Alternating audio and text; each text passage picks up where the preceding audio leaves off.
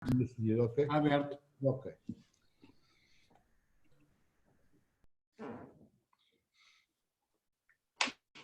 Sofia. Ok.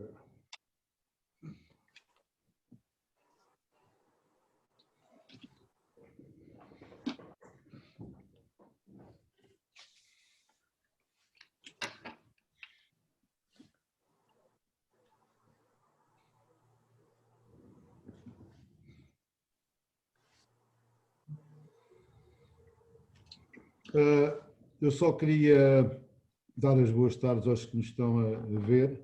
Estou a fazer um pequeno intervalo só porque há um delay entre a abertura do webinar e a entrada de todos os participantes e eu estou a ver aqui a contagem dos participantes a subir, a passar um a um e a subir, de maneira que está tudo, só mais um minuto, estamos todos on.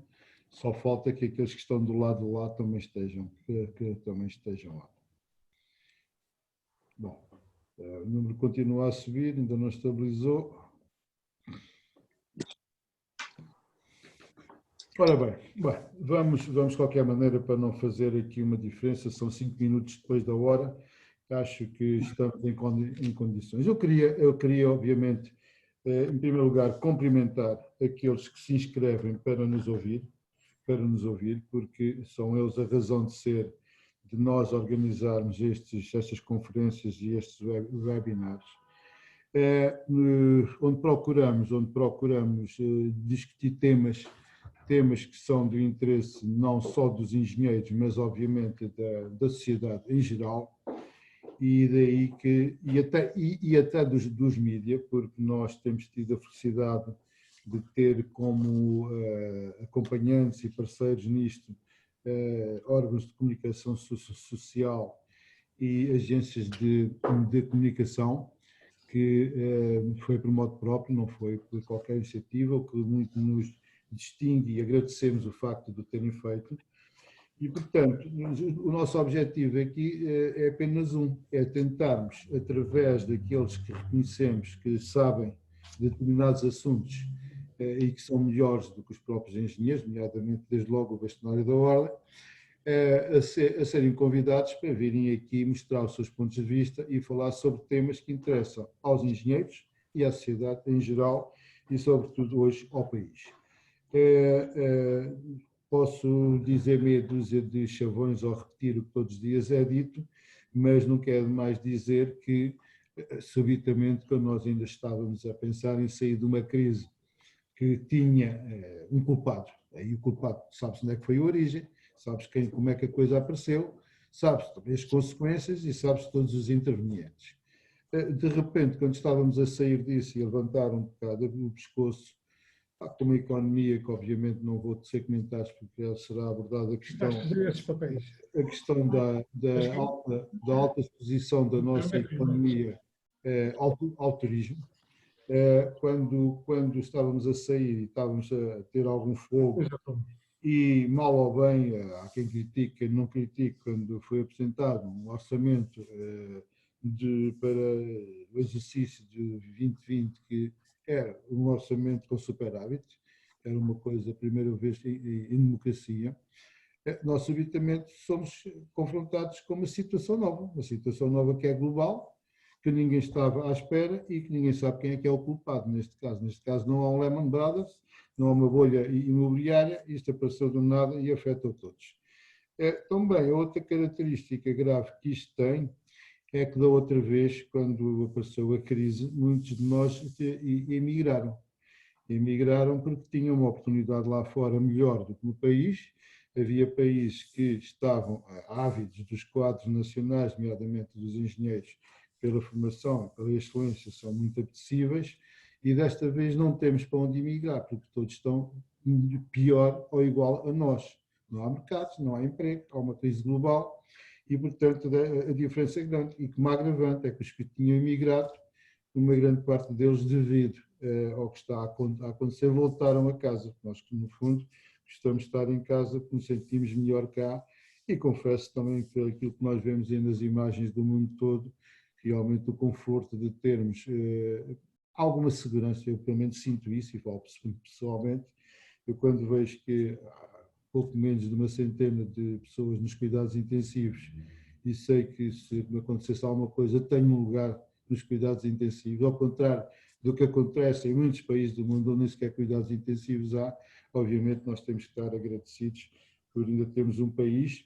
E vou citar aqui o engenheiro Mira Amaral, um dos nossos oradores de hoje, uma vez disse uma coisa que eu nunca mais me esqueci, é que vale mais viver no mais pobre dos países ricos do que no mais rico dos países pobres. E, portanto, é com a expectativa de que nós hoje tenhamos a oportunidade de ouvir, quem sabe, que eu vou passar a palavra ao moderador da sessão, que é o bastonário da Ordem dos Economistas, o Dr. Rui Leão Martinho, e também queria, de alguma forma, agradecer aqui aos nossos convidados, que serão apresentados pelo Dr. Rui Leão Martinho, mas que eu deixava já uma palavra ao Dr. Jorge Marrão, que é o Presidente da Associação Missão Crescimento, o Engenheiro Luís Mira Amaral, que eu apresento somente como membro conselheiro da Ordem dos Engenheiros, porque toda a gente o conhece como uma pessoa com uma grande dedicação à Ordem, e também ao Engenheiro Jorge Portugal, que é o Diretor-Geral da COTEC. Desejando o sucesso habitual, agradeço a disponibilidade dos oradores e agradeço sobretudo a atenção com que aqueles que nos escutam à distância. Recordo duas coisas. A primeira é que nós gravamos estes webinars e a partir de amanhã estará disponível, conforme todos os outros e mais documentos, no portal da Ordem, no hashtag juntos estamos em casa, ou todos em casa, uma coisa assim, está no canto direito, aí está todas as gravações. Quanto à forma de participação na conferência, se isso será explicado pelo moderador, a quem eu passo de imediato a palavra. Muito obrigado a todos. Ora, boa tarde a todos. É com muito prazer que aqui estou, aliás, no seguimento de uma colaboração muito grande entre a Ordem dos Engenheiros e a Ordem dos Economistas ao longo dos anos. E tenho muito prazer em estar aqui exatamente como moderador de ouvirmos três convidados, todos eles muito interessantes e todos eles, como sabem, com um largo currículo e com a possibilidade de nos darem mais conhecimento sobre aquilo que estamos a viver. Nós tivemos o impacto desta crise motivada pela pandemia, tivemos também agora, digamos, um princípio deste desconfinamento e da retoma. Vamos tentar, nesta retoma, conseguir ultrapassar todas estas vulnerabilidades que a economia portuguesa tem e que foram agravadas exatamente com este confinamento e este período de paragem que tivemos. Penso que me estão a ouvir.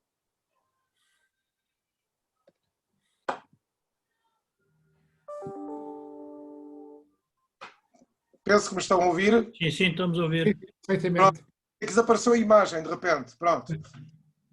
Eu dizia que tenho muito prazer em aqui estar com estes três belíssimos oradores, todos eles bem conhecidos de todos vós, e, portanto, a primeira coisa é, vamos ouvir o que é que eles têm a dizer-nos e depois as vossas questões, as vossas perguntas irão surgindo naturalmente, como aliás em outros eventos anteriores com o mesmo modelo da Ordem dos Engenheiros, e tentarão depois os oradores responder na parte final.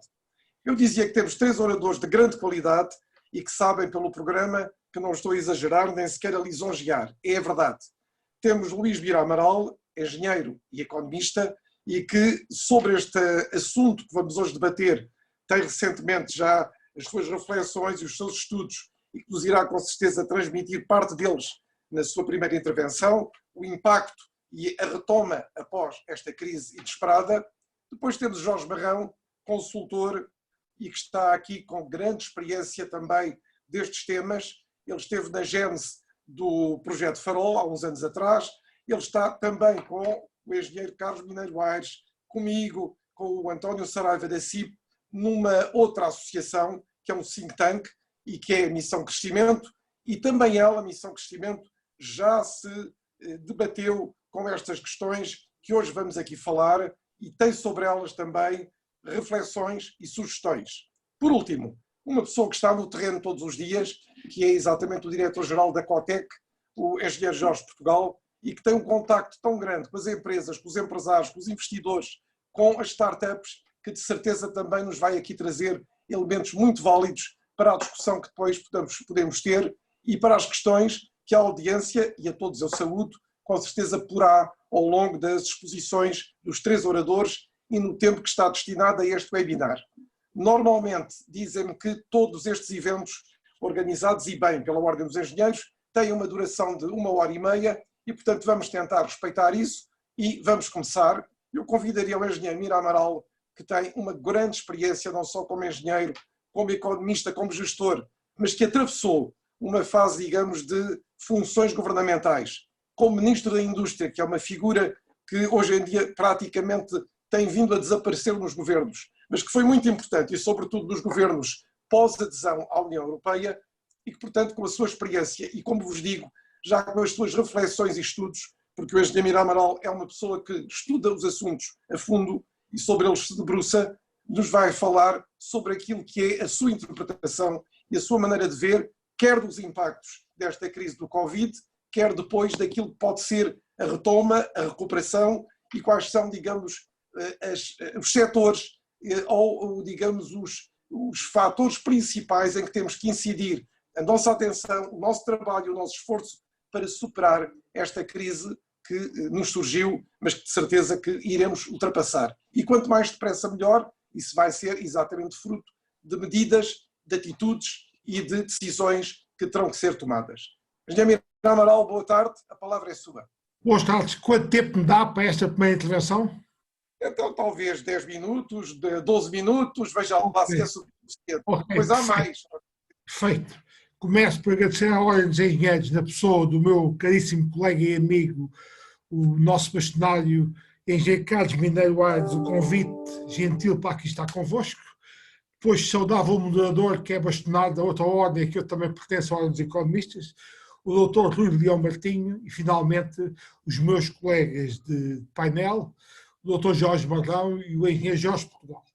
Eu vou concentrar-me basicamente em 4 ou 5 tópicos, fazendo um sobrevoo sobre eles, ficando depois à vossa disposição para perguntas mais profundas que possam fazer depois das nossas intervenções.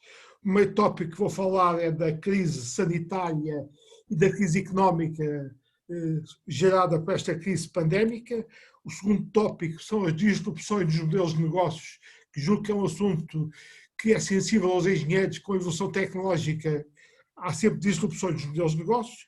O terceiro tópico, o apoio governamental à economia portuguesa nesta fase do campeonato. E, finalmente, o quarto tópico, o apoio da União Europeia aos Estados-membros e aquilo que se perspectiva será também o apoio da União Europeia a Portugal nesta crise.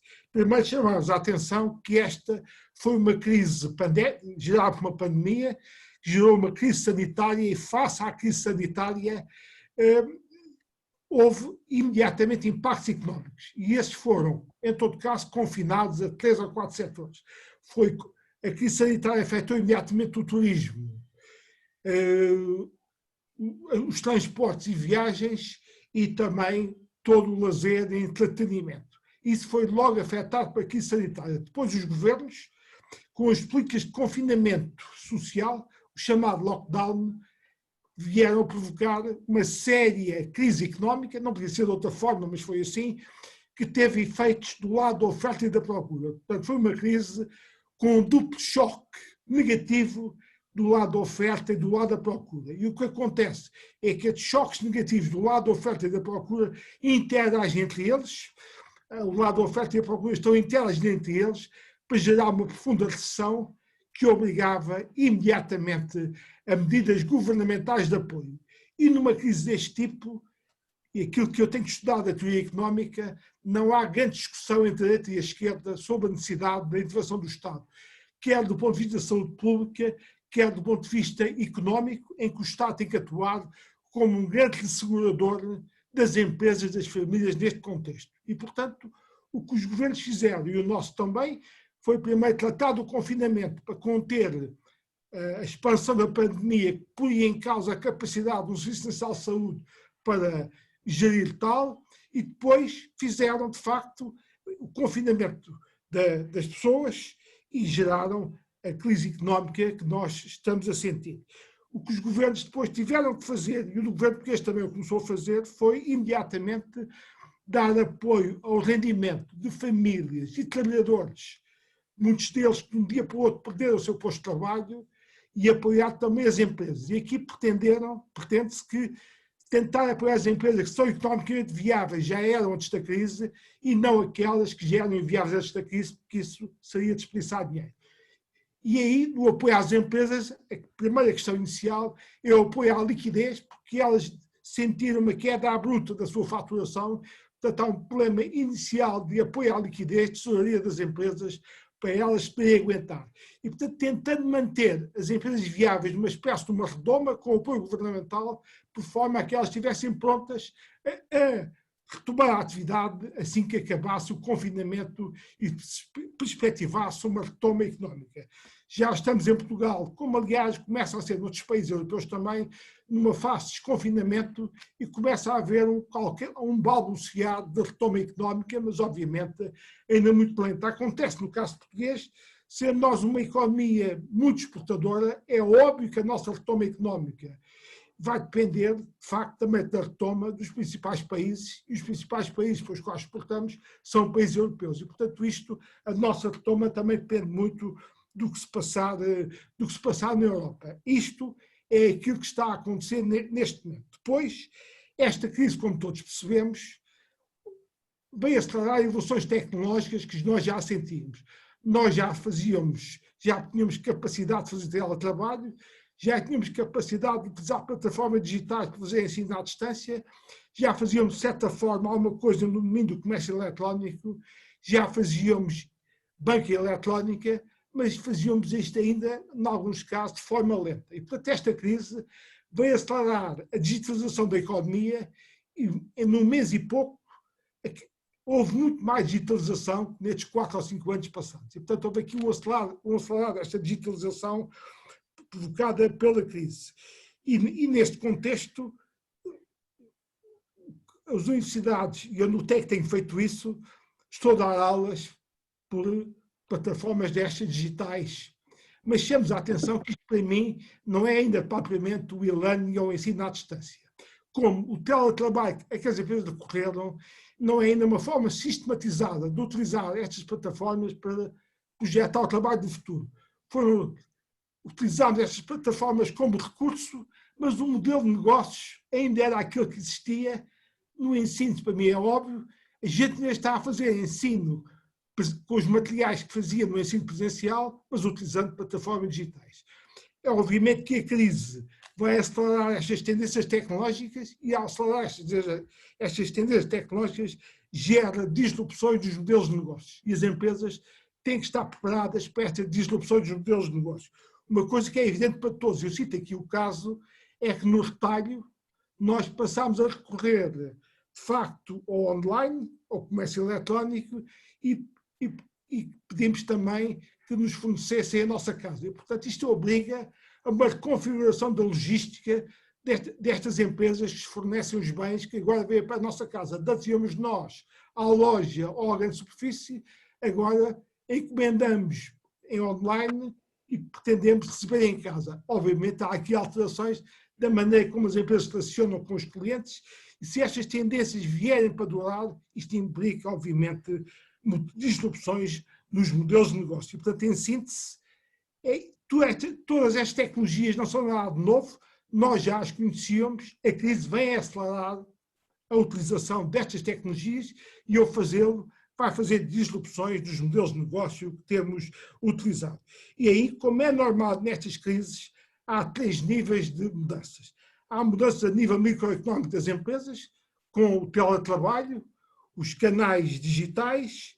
Há mudanças a nível macroeconómico. Porquê? Porque as cadeias de valor globais, que estavam muito dependentes da China, como grande fábrica do mundo, toda a gente já percebeu que há muitas empresas que começaram a pensar que isto depender em muitas coisas da China não é boa ideia e nós devemos reduzir esta dependência da China no fornecimento de bens de consumo finais ou de bens de equipamento ou até de inputs para o processo industrial que nós temos no Ocidente. E, portanto, vai haver aqui uma reorientação destas cadeias de valor globais, eu diria, em termos europeus, eu espero que haja uma europeização destas cadeias de valor globais e havendo uma europeização, isso significa, em termos simples, o regresso à Europa de algumas produções industriais que tinham ido para a Ásia e, neste contexto, Portugal é um candidato óbvio a poder receber algumas dessas produções industriais.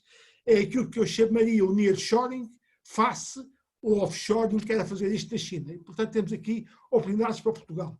A nível político, já percebemos que esta crise veio novamente chamar a atenção para os Serviços Nacionais de Saúde, já há discussões sobre o funcionamento do Serviço Nacional de Saúde e já há discussões também sobre a intervenção do Estado na economia. E, obviamente, estas coisas não são para ingênuos.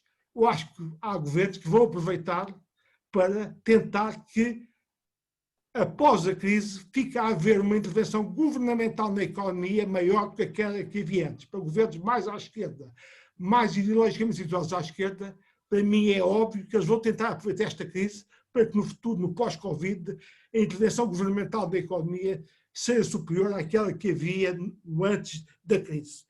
Quanto ao caso português, o apoio governamental, o apoio do governo português, obviamente com maior boa vontade e melhores intenções, mas estava face a países como a Alemanha ou a França, países mais poderosos, estava condicionado à partida porque nós não tínhamos recuperado totalmente da crise de 2011, da crise das dívidas soberanas, e em termos económicos e financeiros somos mais frágeis que estes países mais poderosos e, portanto, o nosso apoio governamental, obviamente, estava condicionado pela debilidade da nossa situação económica ou financeira face às economias mais desenvolvidas. Dou-vos apenas um exemplo, que a CIP, Confederação Empresarial, é extremamente sensível. A CIP pediu ao governo que pudesse o governo dar apoio a fundo perdido às empresas.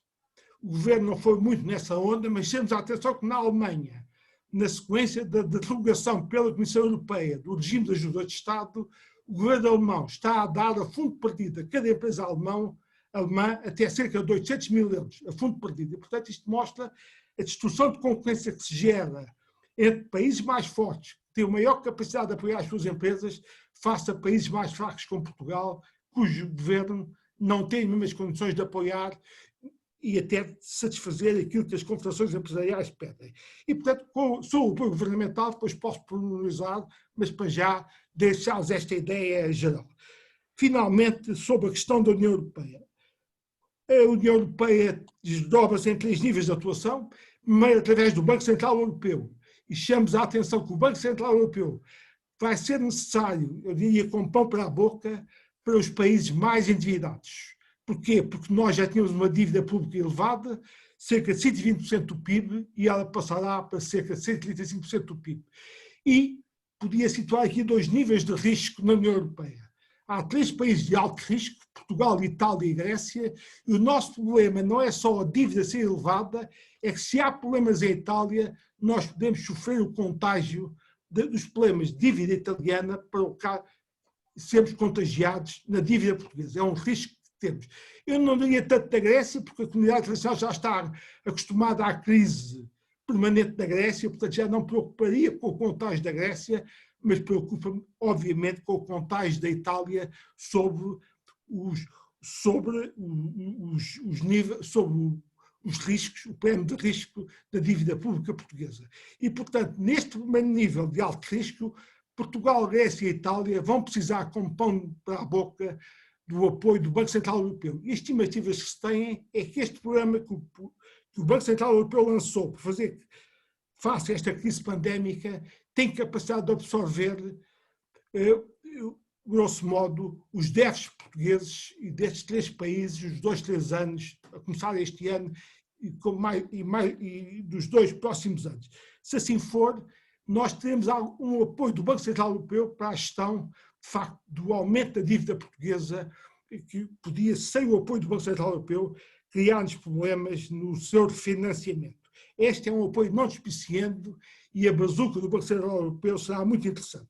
Depois, para nós, o plano de emergência que foi acordado no Eurogrupo, esse plano de emergência teve 100 mil milhões de euros de apoio às políticas de emprego e também os subsídios ao desemprego, como o layoff dos países europeus. Acho que Portugal pode vir aproveitar deste programa, que tem cerca de 100 mil milhões de euros e pode atuar em complemento dos apoios nacionais e pode servir como financiador dos apoios nacionais.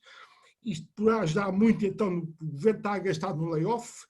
Depois temos os apoios para as pequenas e médias empresas, financiamentos do Banco Europeu de Investimentos e, finalmente, ainda há um apoio de emergência do Mecanismo Europeu de Estabilidade, que é uma espécie de fundo de resgate da zona euro. Também poderá apoiar-nos nesta fase. E, finalmente, há um programa que foi, em princípio, acordado no Conselho Europeu, que é o Fundo Europeu de Reconstrução Económica, que atuaria em complemento dos recursos próprios da União Europeia e seria obtido, o dinheiro seria obtido através do endividamento da Comissão Europeia junto aos mercados financeiros. Há uma recente proposta franco-alemã de que este Fundo Europeu de Reconstrução Económica teria cerca de 500 mil milhões de euros a fundo perdido para os países mais afetados pela crise pandémica. Seriam boas notícias para Portugal, dado que para os Estados-membros mais endividados, se esses apoios viessem como empréstimos, obviamente, isto aumentava a dívida pública nacional e, obviamente, que um país endividado não gostará de o fazer. E, portanto, esta proposta franco-alemã vem de acordo aos desejos do nosso país e será uma boa notícia se isso se concretizar. Terá que ser ainda aprovado no Conselho Europeu e aqui temos um pequeno problema. É que há 4 países chamados frugais da União Europeia, que é a Áustria, é a Finlândia, a Suécia, que não gostam destas coisas. Eu falei 4, mas depois só disse 3. Portanto, temos a Áustria, a Finlândia, a Suécia e os Países Baixos. Os 4 países chamados frugais que não gostam deste esquema de apoio aos países do Sul, que ainda podem pôr problemas no Conselho Europeu. Mas isto para mim não está adquirido que isto venha a passar-se exatamente como uma proposta franco-alemã, mas em todo caso isto mostra já a boa vontade alemã e mostra que aquilo que tem sido sempre o motor da construção europeia, que é o eixo franco-alemão, está a funcionar neste momento numa lógica de solidariedade norte-sul para apoiar os países mais afetados pela crise com o apoio deste montante. Finalmente, chamamos a atenção que em Portugal, e a AEP já foi pioneira, porque já propôs ao governo um programa que chamou o PEDIP 5, digamos, fazendo de certa forma referência ao programa que eu geri nos anos 80 e 90 do século passado, o PEDIP. A AEP propôs ao governo um plano de reindustrialização do país, financiado para já com verbas reafetadas do atual 4 comunitário de apoio, do chamado Portugal 2020, e depois continuaria a ser financiado no futuro por este Fundo Europeu de Recuperação Económica. É evidente que este programa tem que estar sincronizado com as prioridades europeias, económicas e ambientais e de reindustrialização, e, portanto, este programa tem que ser assente na economia do conhecimento, tem que estar ligado à Europa no domínio da transição digital e também no domínio da transição ambiental e climática. Aqui chama a atenção que a Comissão Europeia lançou em janeiro um grande programa que era o Green Deal, o Pacto Ecológico, e obviamente quer que a reindustrialização dos países europeus seja feita de acordo com as linhas do Pacto Ecológico. Por isso é que eu digo que este programa tem que também estar alinhado com a transição ambiental e climática da União Europeia. E, finalmente, este programa seria uma forma de financiar a captação de investimentos produtivos, os tais que se pensa que podem regressar à Europa no contexto da europeização das cadeias de valor e que, portanto, Portugal podia ter aqui uma boa oportunidade de voltar a obter investimentos industriais que regressam à Europa. Para isso precisa, obviamente, de financiamento europeu, como, aliás, já no meu tempo de governo isto acontecia, e, portanto, este programa também devia ser destinado a financiar esses investimentos industriais que podem voltar à Europa. Para já, fico por aqui. Muito obrigado. Muito obrigado, Luís. Muito obrigado. Acho que está aí já uma panóplia de sugestões e de caracterização daquilo que é a nossa situação e do que pode ser um início de soluções muito importante. Antes de passar a palavra ao segundo orador, ia dizer que o nosso bastonário Mineiro Aires me recordou que quem queira da audiência pôr questões o deve fazer pelo Q&A, portanto, questions and answers, e não pelaquela bate-papo. E, portanto, Q&A para pôr questões que depois poderão ser respondidas pelos oradores. E passo a palavra ao segundo orador, o Jorge Marrão. Jorge Marrão como eu disse, está hoje como presidente da Missão Crescimento. Nós começamos todos a Missão Crescimento, os seus fundadores, em 2011, tem desenvolvido um trabalho permanente, regular, tem colaborado muito com os governos e está sempre pronto a colaborar de uma maneira completamente desinteressada e independente, dando sugestões, dando exatamente capacidade de, por vezes, certas medidas poderem ser pensadas e depois aplicadas pelos governos, sabendo que há já como que um estudo anterior e uma experiência que nós, através da Missão Crescimento, também tentamos recolher, quer de experiências de outros países, quer de experiências do nosso próprio país. Jorge, a palavra é tua. Obrigado. Obrigado. Então, muito boa tarde a todos os participantes. As minhas primeiras palavras são, obviamente, para agradecer ao Sr. Bastonário da Ordem dos Engenheiros, Carlos Mineiro, do convite à Missão Crescimento para estar aqui convosco e cumprimentar o meu amigo Rui Martinho e os meus colegas de painel. Eu vou fazer uma curta apresentação. Quando alguém diz curta é sempre perigoso porque normalmente torna-se longa, mas vou mesmo manter a regra dos 12 minutos e talvez fosse num caminho ligeiramente diferente, mas também que despertasse os engenheiros para um conjunto de problemas que a sociedade portuguesa vai ter que enfrentar e ao mesmo tempo também dar algumas palavras à medida que vou passando os slides sobre como é que eu vejo a engenharia a resolver parte dos nossos problemas. Eu não sei se eu vou tentar pôr então aqui a apresentação.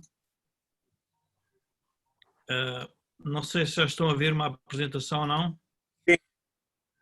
Está bem. Pronto, a minha apresentação foi uma apresentação que eu fiz na altura ao Fórum de Estudo de Empresas e adaptei-a para a Ordem dos Engenheiros e que tem a ver com uma situação muito particular que é o intervencionismo estatal numa época em que a economia não vai conseguir recuperar sem uma ajuda significativa do Estado. E quais são as consequências que isso pode ter para o país e para o crescimento económico e necessariamente para a engenharia. Eu talvez começasse por nestes primeiros 3 tópicos. O primeiro é alertar as pessoas que esta é uma recessão que é, como a gente chama, uma recessão by design. Foi uma recessão desenhada pelos governos. Não é uma recessão resultante de um problema de procura, não é uma recessão resultante de uma guerra, não é uma recessão resultante de uma crise financeira, imobiliária ou de dívida pública. É uma recessão que resulta de decisões que os governos tomaram relativamente ao combate à crise sanitária. E isso teve consequências muito significativas e a mais importante do ponto de vista económico é o potencial de destruição da capacidade produtiva de um país. Porquê? Porque as empresas, se tiverem muito tempo paradas e tiverem muito tempo inativas, obviamente perdem aquilo que nós chamamos o capital produtivo, o seu know-how, a sua rede de fornecedores, a sua rede de clientes, a sua rede de intermediários e tudo isso tem implicações. Porquê? Porque vai afetar necessariamente a produtividade. Não vou entrar nos detalhes, penso que o engenheiro Mira Amaral já falou em alguns sobre um conjunto de desequilíbrios que são prévios à crise, ou seja, a nossa situação de partida já trazia desequilíbrios macroeconómicos, micro e sociais, não vou perder muito tempo, mas iria concentrar-me na questão do intervencionismo estatal. E comparando um pouco com o que foi a intervenção dos Estados a seguir à crise de 1929 e a Segunda Guerra Mundial. Basicamente, é nesta época que nascem um conjunto de instituições especializadas para resolver problemas muito particulares. Se nós, por exemplo, estava a ouvir o engenheiro Mira Amaral, ele já falou numa que era uma coisa impensável há um ano atrás, que é um fundo de reconstrução nacional. Neste caso, um fundo de reconstrução europeia. E porquê é que a Comissão percebe isso? Percebe porque os instrumentos que tem à disposição foram desenhados para uma crise financeira.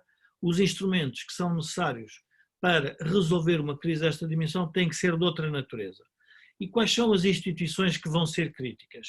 Eu tenho aqui, obviamente, quase todas, são os fundos de mecanismos europeus, as agências, o sistema bancário, as agências governamentais, as agências regionais, porque esta crise pode ter efeitos diferentes de acordo com as regiões, fundos privados, fundos mistos, fundos governamentais, os bancos centrais, os bancos públicos e as seguradoras. Todas estas instituições que vão ter que ser reinventadas para resolver o problema. E depois a pergunta que se faz é, mas quais são os instrumentos típicos de intervenção?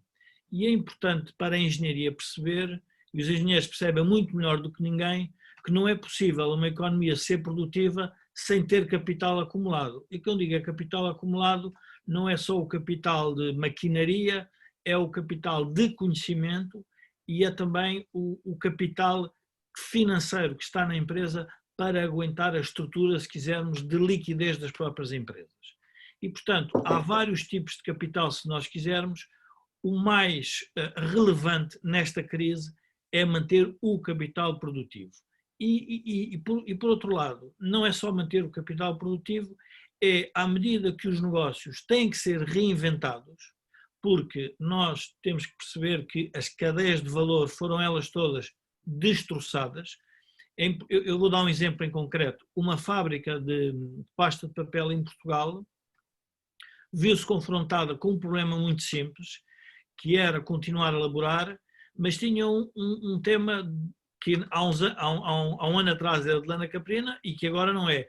Os motoristas que transportavam o material para chegar à fábrica não tinham sítio para almoçar. Teve que ser a fábrica a criar esses novos refeitórios. Por outro lado, toda a engenharia de manutenção da fábrica, que era feita por pequenas empresas, ela própria foi destabilizada e, portanto, foi uma grande empresa que teve que reconstruir. E, portanto, este capital vai ter que ser feito. Então, e como é que ele chega às empresas?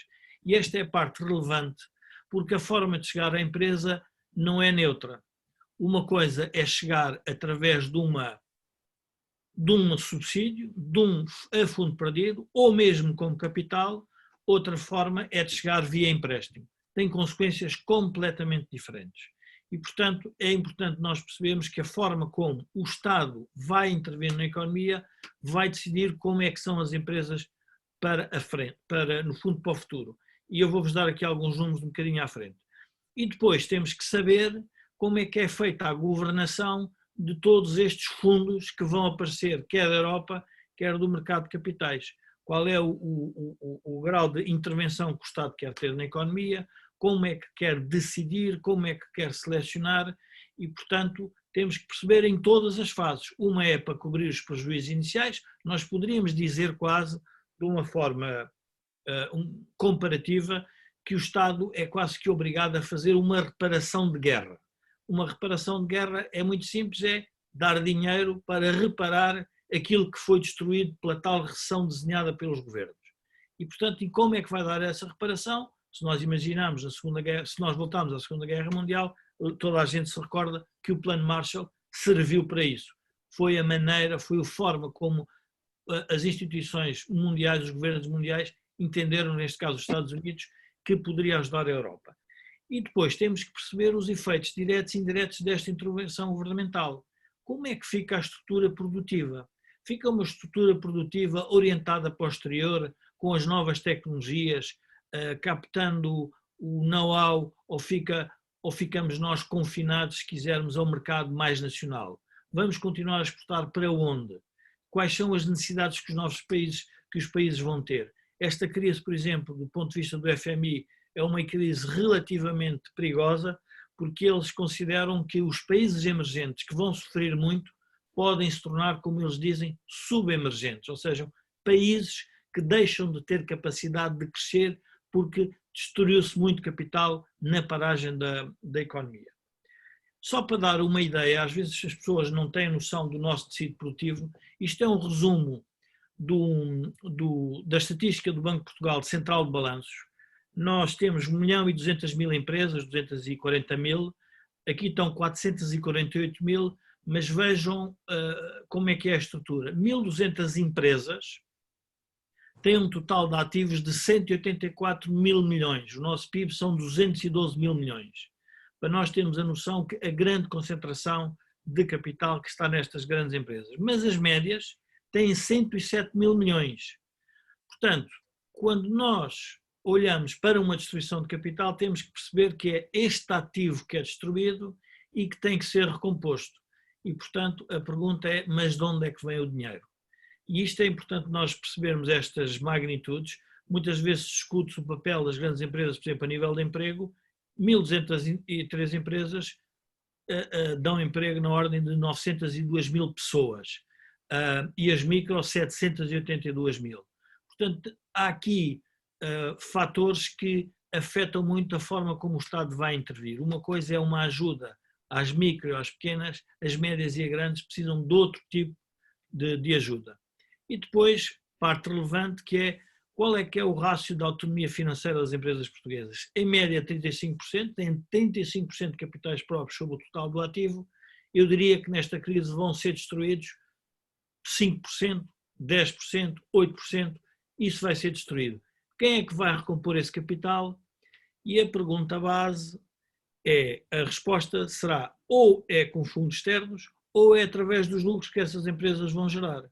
Mas para que haja lucros nas empresas é preciso que o contrato social dentro da empresa, que é uma coisa muito simples, os custos têm que estar adaptados às receitas, têm que ser ponderados. Se não se fizer isso, o que nós podemos vir a ter, eu já vou-vos mostrar um gráfico que explica bem de onde é que vem o nosso problema também bancário, do ponto de vista histórico e onde é que ele se formou.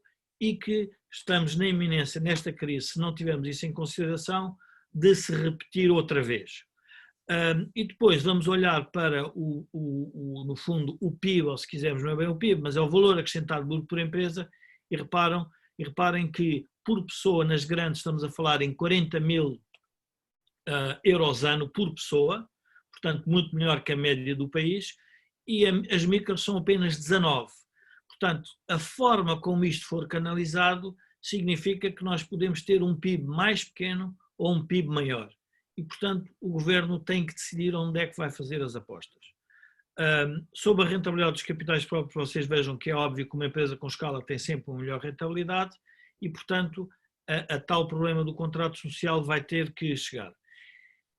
Este é um gráfico que pode ser, que é útil para perceber aquilo que eu estava há pouco a dizer da destruição de capital. Isto é a diferença entre, no fundo, quando nós olhamos para o PIB, estamos habituados, do parte, enfim, dos políticos, falar no PIB sempre no consumo privado, consumo público, formação bruta de capital fixo e a exportação líquida. Mas vamos olhar na ótica do rendimento. A ótica do rendimento é o que é que vai para a remuneração de trabalhadores e o que é que fica de excedente bruto de exploração, ou seja, aquilo que é para pagar a dívida, pagar juros, pagar o capital e pagar aos acionistas. Reparem a destruição de capital que houve entre mais ou menos 68 e 80. O número é astronómico e, portanto, o país viu naquela época uma destruição significativa, porque, aliás, atinge em 75, em pleno PREC, o ponto mais baixo. Apenas 30% do PIB era excedente bruto de exploração. Qual foi o significado? Foi o significado que apareceu o engenheiro Miramar, teve que ir pedir dinheiro à Europa nos PEDIPs e tivemos que o recompor através de fundos europeus. E os próprios bancos tiveram que se endividar com o exterior para recompor tudo isto e fazer chegar o capital às empresas. Se olharem para o gráfico no final, reparem que já estamos outra vez a inverter, já está a cair o excedente bruto de exploração e já está a subir a compensação do trabalho. Ora, isto põe um problema à economia portuguesa, que é, mas nós como é que vamos voltar a crescer? Só podemos voltar a crescer, como eu digo, com engenharia e com capital. Engenharia, porque os modelos de negócio vão alterar brutalmente, e a engenharia é de diversa natureza, vamos ter que crescer com a transformação digital, mas vamos ter que acompanhar tudo o que sejam as grandes novas tecnologias. Hoje falamos no teletrabalho, podemos falar na telemedicina, na teleeducação, no teledesign, no teleisto, teleaquilo, mas depois é preciso haver fábricas que façam o assembling e a produção. E a pergunta é, mas não será esta a oportunidade para Portugal voltar a olhar para a reindustrialização, como dizia há pouco a engenheira Amaral? É com certeza. Só vos queria alertar para o recuo que é este PIB. O país, em termos reais, se nós pensarmos a 17 anos, cresceu apenas 0,8% ao ano, o que é um número baixíssimo. E por isso nós percebemos o grau de disputa social que nós temos na economia portuguesa.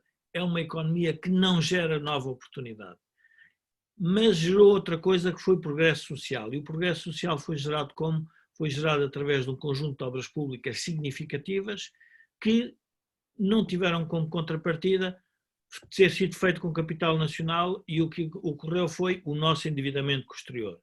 Ora, portanto, nós temos agora a oportunidade de pensar que vamos outra vez ter de endividar com o exterior, mas é importante que o dinheiro que chega a Portugal, e podemos estar a falar na ordem de 20 mil milhões ou 40 mil milhões, que seja canalizado para o setor produtivo.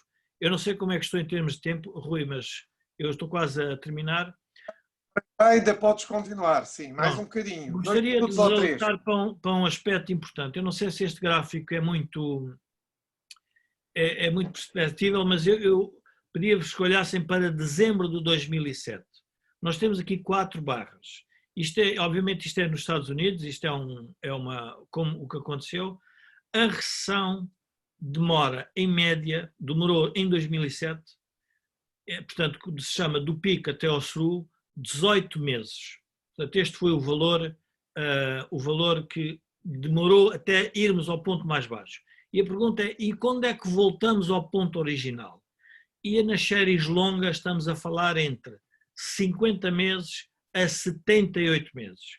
Portanto, temos trabalho para recuperar significativo. 5 anos, 7 anos, 8 anos. Aliás, se nós nos lembrarmos, tivemos a crise de 2011, em 2020 já estávamos a recuperar e de repente somos confrontados com esta nova crise, como eu digo, by design. E, portanto, isto são séries longas que foram feitas, nos Estados Unidos, em que estes números variam. Temos a Segunda Guerra Mundial, temos as diferentes crises da Guerra da Coreia, temos todos os tipos de crises, mas este é o panorama que vamos ter que nos defrontar. De onde é que vem o dinheiro?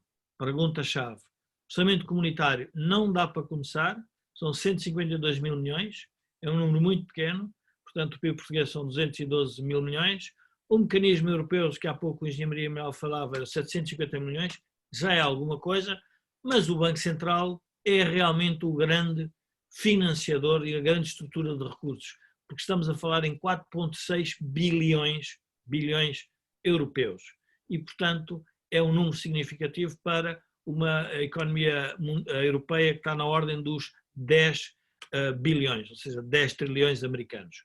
Portanto, é por aqui que vai ter que ser resolvida.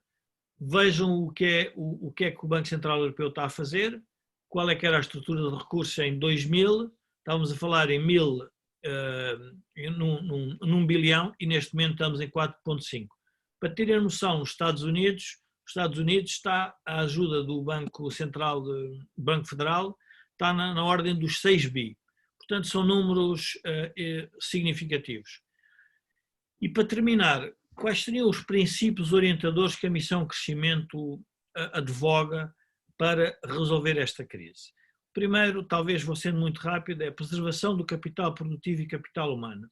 Não é a preservação das bases acionistas, é a preservação do capital das empresas. Ou seja, aquilo que elas sabem fazer não pode ser destruído. Depois temos que pensar que a entrada desses novos capitais, que são novos, que vão recuperar, tem que ter, se calhar, uma distribuição de resultados assimétrica. Não pode ser igual ao capital que havia no passado. E depois é importante perceber se queremos capital ou dívida, porque se quisermos dívida, isso vai criar de novo um problema à economia portuguesa, que é ter que a pagar rapidamente. E, portanto, vamos entrar em negócios que provavelmente são negócios eu diria, com rapidez de retorno, mas que não aumentam significativamente a capacidade instalada do país, que no fundo é aquilo que os economistas chamam o PIB potencial. E nós precisamos que a engenharia, aliada, como eu digo, à economia, perceba que o que é importante é criar PIB potencial para depois ele ser estimulado. E depois há todo o modelo de incentivos que tem que ser estabelecido. E depois temos que entender aqui um aspecto muito relevante, e o engenheiro Mira Amaral, depois no debate podemos falar sobre isto, que é manter um nível de concorrência elevada, porque temos que perceber que a intervenção do Estado se for feita com critérios só de natureza política, sem ter em consideração os aspectos de mercado, ou seja, a capacidade da empresa competir em mercados concorrenciais globais, vai criar um problema, porque, como dizia um economista americano com quem eu trabalhei há uns anos, qual é a grande diferença entre o Estado e um empresário? A grande diferença é que o empresário chega a um certo limite e já não consegue investir mais porque já não tem mais capital. O Estado tem a capacidade de dizer que é preciso ainda mais capital para tornar uma empresa inviável, continua inviável e continua a meter lá capital, continua a destruir e a dizer que metendo mais capital é que resolve o problema. E não resolve porque essa empresa não consegue ser competitiva nos mercados. E, portanto, este seria há aí um outro aspecto que queria salientar, que é esta intervenção, que é significativa, tem uma componente muito maior do que nós estamos à espera, porque 40 mil milhões numa economia é um número brutal, ou 30 mil milhões, não pode deixar empresas zombie. Porquê? Porque a produtividade, se nós deixarmos, enfim, a engenharia percebe isso, tem duas empresas, em média produzem X, se eu retirar a empresa menos produtiva, a produtividade média do setor aumenta drasticamente. Ora, o problema é nós temos muitos setores em que temos muitas empresas zombies com produtividades muito baixas. E, portanto, eu penso que, com a primeira intervenção, eu terminava aqui. Obrigado, Rui.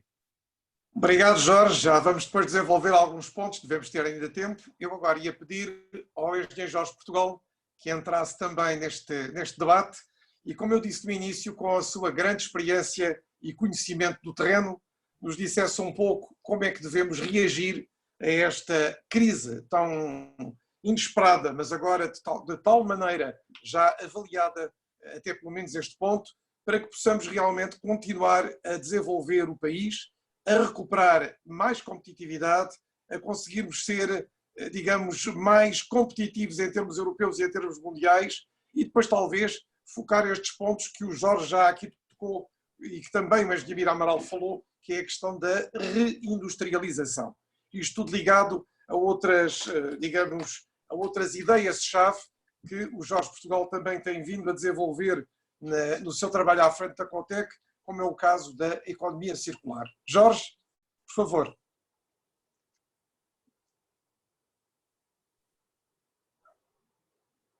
Tem um som desligado, Jorge, tem um som desligado. Muito bem, muito obrigado. Fui obrigado a cumprimentar a audiência, cumprimentar também o Sr. Bastonário, o engenheiro Carlos Aires e pelo convite, obrigado à Cotec.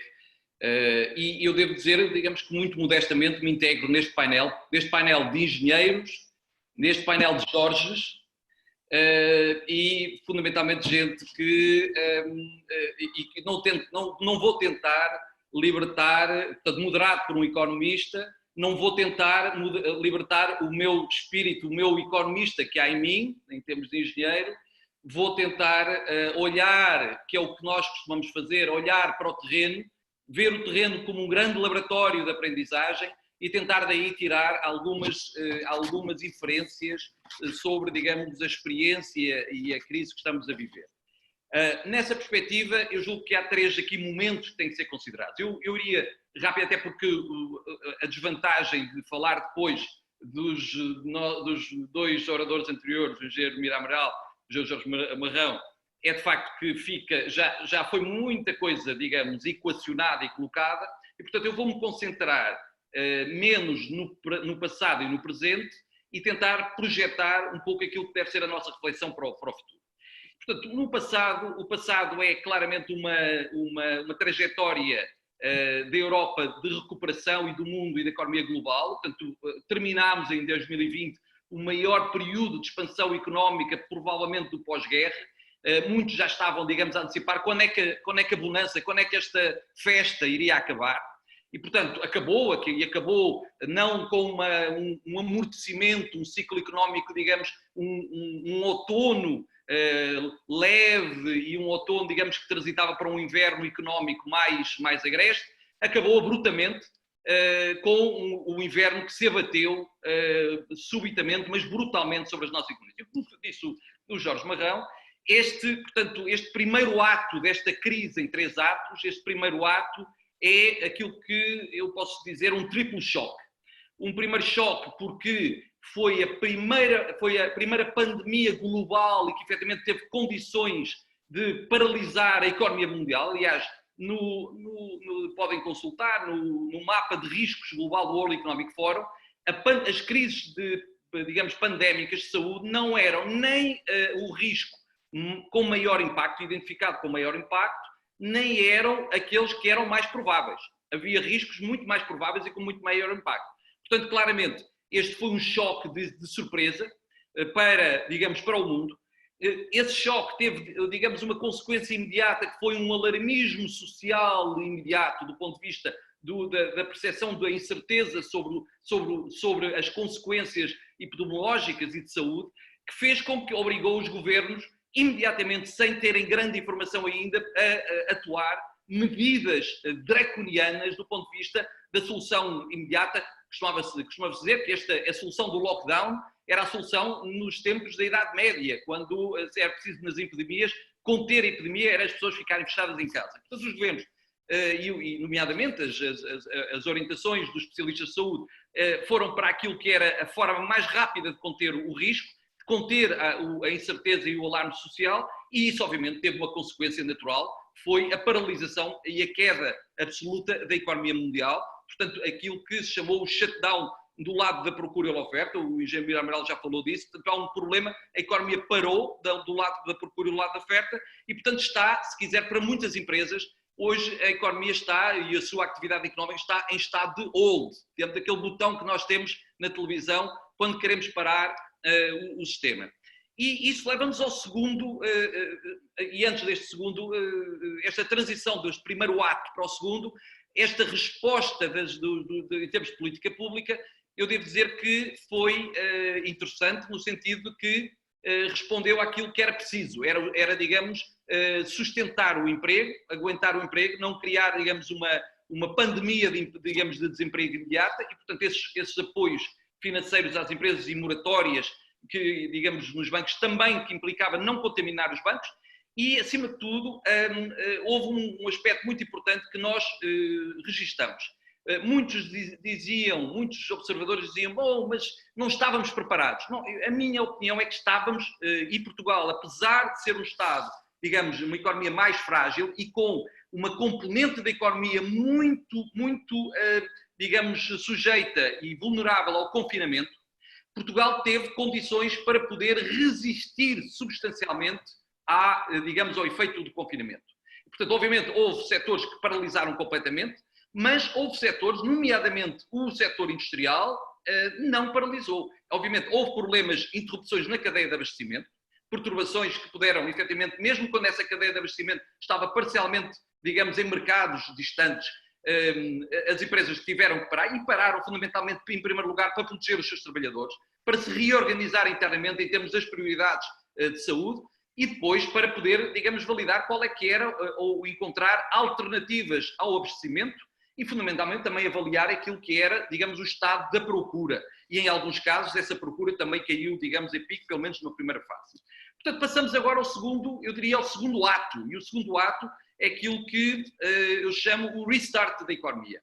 E esse restart da economia tem a ver, mais uma vez, com também intervenção de política pública. Nós estamos a ver que depois de um começo inicial, e isto tem a ver, obviamente, com os vários Estados e a forma como os vários Estados estão a executar a sua política de desconfinamento, e vemos que alguns Estados, digamos, estão mais avançados, mas que estão, digamos, a ser o farol dos restantes, e vemos anúncios, por exemplo, como a Itália a dizer que já em junho vão abrir para o turismo, e Espanha também recentemente anunciou que já vão estar abertos para o turismo a partir de junho, julho, e portanto querem fazer o restart de uma das atividades dos setores económicos mais sensíveis e onde a crise de confiança das populações e obviamente, digamos, a vulnerabilidade ao impacto do confinamento foi mais forte.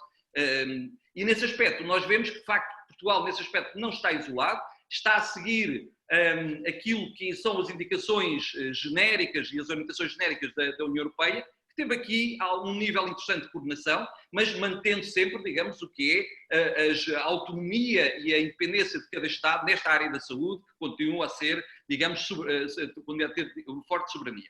Portanto, nessa perspectiva, eu diria que este desconfinamento vai ser absolutamente essencial, a estratégia de desconfinamento e a velocidade de desconfinamento, em termos do equilíbrio entre segurança das pessoas, a confiança dos consumidores, dos investidores, dos empresários e, obviamente, e o impacto económico. E, como disse o Jorge Marrão, acima de tudo, as medidas neste momento têm que ser de maneira a proteger a obsolescência do capital. E o capital é o capital organizacional, o capital, digamos, que as empresas têm, dos seus fornecedores, dos seus trabalhadores, dos seus clientes. E esse é talvez o risco maior que estamos a correr neste momento, com um prolongamento do desconfinamento longe demais. Portanto, o que estamos a ver agora é efetivamente uma procura, digamos, dos decisores políticos de encontrarem o sweet spot, o ponto, digamos, de equilíbrio entre manter o risco admissível percebido pelas populações, pelos gestores, pelas empresas, o risco admissível, pelos especialistas, obviamente, e, obviamente, a necessidade de libertar a economia e fazer o tal restart da economia, que é um restart não só da procura, como da oferta. E digamos, implicando uma queda de produtividade, recuperando as quedas de produtividade, que já foram faladas também. Eu dou um exemplo muito concreto. Hoje, uma empresa que demorava 5 minutos a fazer a entrada dos seus funcionários, uma empresa industrial, neste momento, pela necessidade de confinamento e, portanto, de distância social e de reorganização dos layouts do chão de fábrica, pode demorar 15 a 20 minutos por trabalhador. Ora, isso, é evidente, é uma queda de produtividade que, para já, pode considerar-se temporária, mas tem que ser, digamos, repensada, porque, obviamente, 20 minutos para a entrada e já agora o refeitório, falou-se do refeitório, o refeitório que cabiam 300 trabalhadores, neste momento cabem 150 ou 100 trabalhadores e as horas de almoço passaram a ser 1h30, 2 horas. Bom, eu diria aqui, passou-se, digamos, a praticar aquela velha tradição portuguesa de 2 horas ou 3 horas para almoçar. De modo que isso não é, obviamente, é uma tradição que, sendo tradicional portuguesa, não é uma tradição produtiva e estas quebras de produtividade, eu dizia, dava no setor dos serviços, outra ideia, outra queda temporária, esperamos nós temporária, que é esta ideia de que é possível manter o teletrabalho nas condições atuais. Obviamente, neste momento, já muitos trabalhadores recusam o teletrabalho por uma razão muito simples. É porque não conseguem estar, digamos, em reuniões de Zoom de manhã à noite e estarem, digamos, a estar atentos e participarem ativamente e contribuir ativamente no esforço intelectual de contribuição para a empresa e com os clientes e com os parceiros e, ao mesmo tempo, serem professores, serem donos ou donas de casa e poderem fazer tudo ao mesmo tempo, às vezes em espaços contíguos onde muitas vezes só há um computador ou 2 computadores para poder fazer a ligação ao mundo. Portanto, são claramente estes ganhos de produtividade e já agora também sabemos que se as escolas só abrirem em setembro e em termos da incerteza que ainda paira sobre a forma como as escolas vão abrir, esta incerteza sobre os ganhos, a recuperação da produtividade vai continuar, seja no setor da indústria, seja no setor dos serviços. Portanto, é preciso perceber que esta crise, que foi, digamos, sistémica, também está a obrigar-nos a olhar para soluções de política, eu já vou referir a isso, soluções de política sistémicas, percebendo que não é possível termos soluções de política num setor específico, sem perceber que estamos a afetar positivamente ou negativamente outros setores. Portanto, esta abordagem sistémica à intervenção na recuperação, aquilo que eu chamo a estratégia de desconfinamento, e a questão da proteção à obsolescência do capital, que eu diria evitar falências das empresas, a falência e, portanto, fechar as portas e não a reabrir, e não estou a falar de empresas zombies, como disse o Jorge. Obviamente as crises servem para limpar a economia das empresas, dessas empresas que o próprio, digamos, empresário já não tem confiança na sua viabilidade. Estamos a falar de empresas viáveis, que tinham carteiras de clientes que estavam a crescer nesta crise, que estavam a investir. Eu só vos dou o exemplo, digamos, um stress test que fizemos ao investimento do Compete em 4.0 economia circular, na ordem, a amostra eram 3.2 mil milhões de euros, e que no início do ano, se caísse a procura 5%, nós tínhamos 10% de incumprimento nos planos de execução dos planos de investimentos financiados pelo programa Compete. Ora, a procura não caiu 5%, e já estava a cair, antes, fruto da desaceleração económica, já estava a cair mais de 5%. Em alguns setores, mais de 5% a 10%. Em alguns setores caiu 100%. Portanto, agora, o que temos que proteger não é só proteger, de facto, a tesouraria das empresas, mas proteger, digamos, o capital, a obsolescência do capital, isto é, protegermos, efetivamente, o know-how da empresa e todo o seu sistema empresarial, e, acima de tudo, protegermos a capacidade de investimento, aquele que estava a ser executado antes da crise e aquele que vai ter que ser executado a seguir à crise, naquilo que nós chamamos o terceiro ato, podemos dizer, o terceiro ato, digamos, desta crise. E o terceiro ato, muito rapidamente, passa, na minha perspectiva, por duas dimensões. Uma primeira dimensão é uma dimensão, digamos, empresarial e, de facto, perceber que os empresários, e muitos dos empresários portugueses, já perceberam para onde é que é o caminho daquilo que o Rui falou, no que nós temos vindo a defender, mais do que uma reindustrialização, naquilo que chamamos um renascimento industrial. Porque a reindustrialização pode remeter para uma ideia, já tivemos ocasião no passado de discutir isto com o próprio engenheiro Mira Amaral, pode remeter uma ideia de que a indústria, que o futuro é industrial, mas é uma indústria do passado, é a indústria, digamos, que dividia, que tinha como compartimentado o projeto, a concepção dos produtos, a fabricação dos produtos e a comercialização dos produtos. E onde aquilo que se chamava a indústria transformadora, tradicional, era apenas, digamos, orientada para a fabricação dos produtos. E, portanto, tínhamos a concepção, o marketing, o desenho dos produtos a montante, tínhamos a comercialização a jusante, os canais de distribuição, e depois tínhamos os industriais que fabricavam. Hoje o que nós vemos é que há uma nova indústria, um renascimento, aquilo que nós podemos chamar o tal renascimento industrial, em que estas três fases, estas três etapas da cadeia de valor estão integradas por via da tecnologia.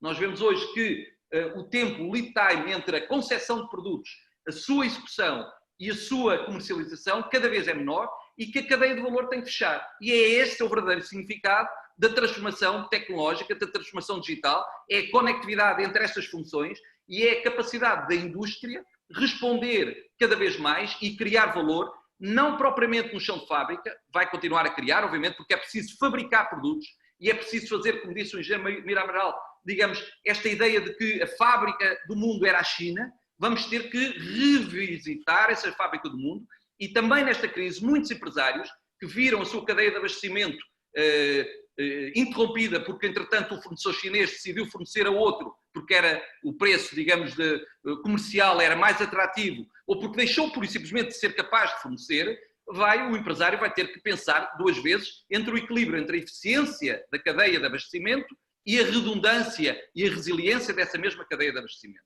E este equilíbrio entre eficiência e, digamos, flexibilidade e redundância e resiliência vai ser uma nova equação da gestão para a agenda dos empresários. Uma outra equação para a agenda dos empresários vai ser dizer exatamente que é preciso investir, e cá está o papel da engenharia, e Portugal tem uma excelente engenharia e uma excelente capacidade de exportar serviços de engenharia, excelentes escolas de engenharia, e, portanto, a indústria, e se pensarmos, fizemos a pergunta, é o futuro da economia da Europa industrial? E eu responderia, muito provavelmente é, porque a indústria mostrou-se nesta crise e vai ser no futuro um núcleo essencial da criação de valor, a nível dos serviços de engenharia, da concepção, do desenho e depois da fabricação desses produtos. Nós sabemos que 2/3 do investimento em ID e conhecimento vem da indústria, metade das atividades da economia, digamos, atividades inovadoras, vem da indústria, e 1 em cada 2 empregos, para além do emprego da indústria, é um fator, digamos, de multiplicação de emprego muito importante, para além de 1 em cada 4 empregos da indústria, 1 em cada 4 empregos criados são da indústria. O que significa que podemos dizer que para uma economia europeia e portuguesa ser resiliente a novas crises, tem que ter um forte núcleo industrial. Não há dúvida sobre isso. Que esse núcleo industrial tem que ser construído através de serviços de engenharia avançados, com base em coisas que eu, quando tirei o meu curso de engenharia, não aprendi. Eu, quando tirei o meu curso, sabia projetar um perfil alar. Hoje, um aluno de segundo ou terceiro ano do curso de engenharia sabe projetar um avião inteiro, um carro inteiro, com mecânica estrutural, com mecânica de fluidos e, portanto, com toda, digamos, uma muito maior complexidade no desenho de todo o produto. E já agora é capaz de simular os 8 mil milhões de vezes que um carro autónomo precisa de ser simulado para poder ir para a estrada. Depois, há uma terceira área de crescimento muito importante, onde aqui a Europa e Portugal e a indústria portuguesa têm que apostar, que é a questão da comercialização. Nós estamos hoje, os compradores hoje, muitas empresas portuguesas com quem falamos, eu pergunto, mas e a digitalização? E a presença da internet? E a visibilidade para os compradores? Isso não é uma estratégia prioritária para nós. Mas o que nós sabemos é que hoje a geração de millennials, que tem menos de 40 anos, são os compradores em termos de B2B. E que a primeira coisa que vão fazer, antes de propriamente fazer uma chamada para o fornecedor, é pesquisar na internet, ver a imensidão de informação disponível sobre os fornecedores, e se a empresa não está nessa, digamos, shortlist invisível, escondida, a empresa não conta. E por isso é isso que nós também temos dito aos empresários.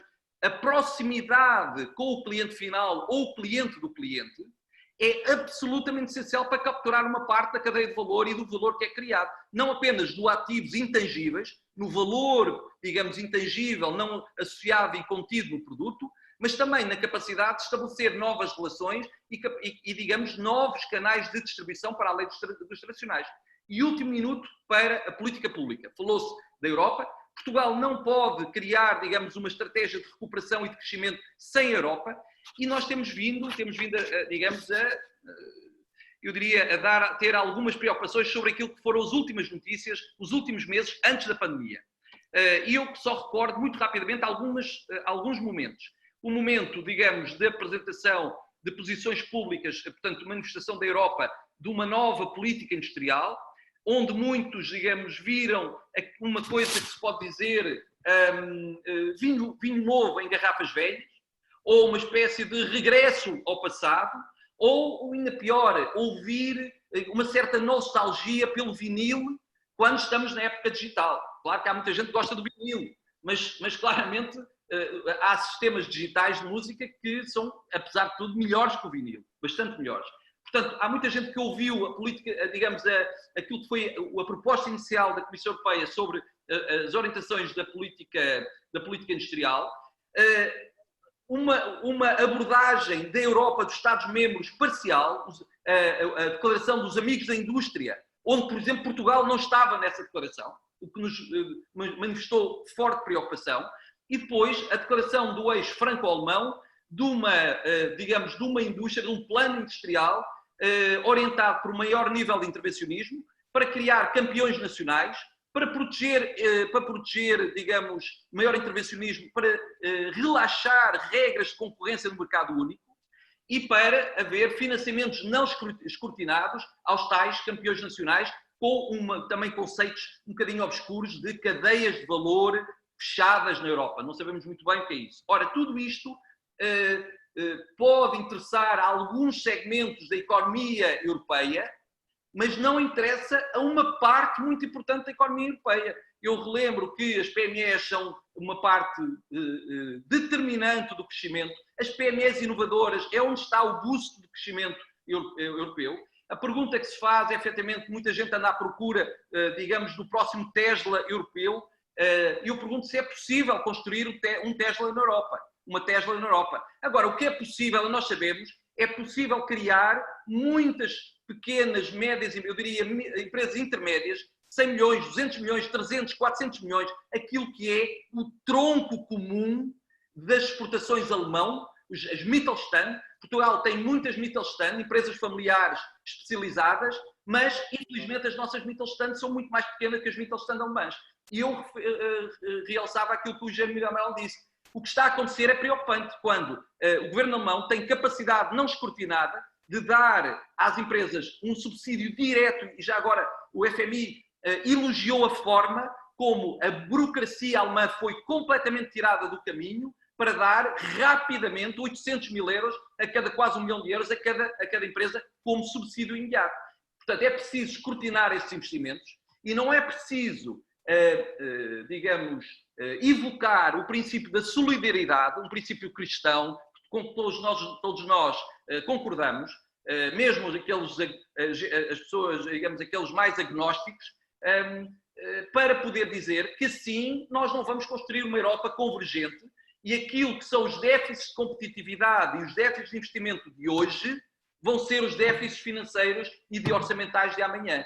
Portanto, nós vamos ter que ter aqui os próximos tempos, e aquilo que a Comissão Europeia está a falar de um plano em construção. Nós tivemos outro dia a professora Graça Carvalho a falar, digamos, da atitude do Parlamento, a primeira vez que deu de facto uma prioridade ao plano, digamos, à política industrial. Nós vamos ter os próximos meses, vão ser muito importantes, e Portugal tem que estar aqui muito presente nas discussões europeias, não porque é Portugal a reivindicar um quinhão de apoio coitadinhos aos países do Sul. Nós vamos ter que estar presentes, porque Portugal tem um núcleo de PMEs inovadoras muito forte, inovador, que já está, digamos, a apostar na bioeconomia circular. Eu chamo a atenção para o relatório que a Cotec apresentou há poucos meses. Oportunidades da bioeconomia circular, está a apostar, está a investir, e é por aqui que o crescimento tem que continuar nos próximos anos, e é por aqui que tem que haver um level playing field, digamos, das oportunidades na Europa, já agora não só para dentro da Europa, inter-Europa em termos de investimento, mas também para aqueles que concorrem com as empresas europeias. E esta é a minha última nota: não é possível, digamos, uma economia global com regras locais. Não é possível a União Europeia exigir mais em termos de segurança dos produtos, regras ambientais, estándares ambientais às empresas europeias e aos produtos europeus, e não fazer exatamente o mesmo aos produtos de outras regiões. Eu ficava por aqui. Muito obrigado. Obrigado, Jorge. Acho que temos as questões fundamentais postas por vocês os três, mas eu ainda agora ia pedir-vos para elaborarem alguns pontos antes de tentarmos responder a algumas questões que a nossa audiência tem apresentado. Primeiro, eu ia pedir ao Luís Mira Amaral, Luís, se era possível, porque passou por cima, mas disse que até gostaria de elaborar um bocadinho mais, falar da questão que, sob uma designação geral, indicou como apoio governamental.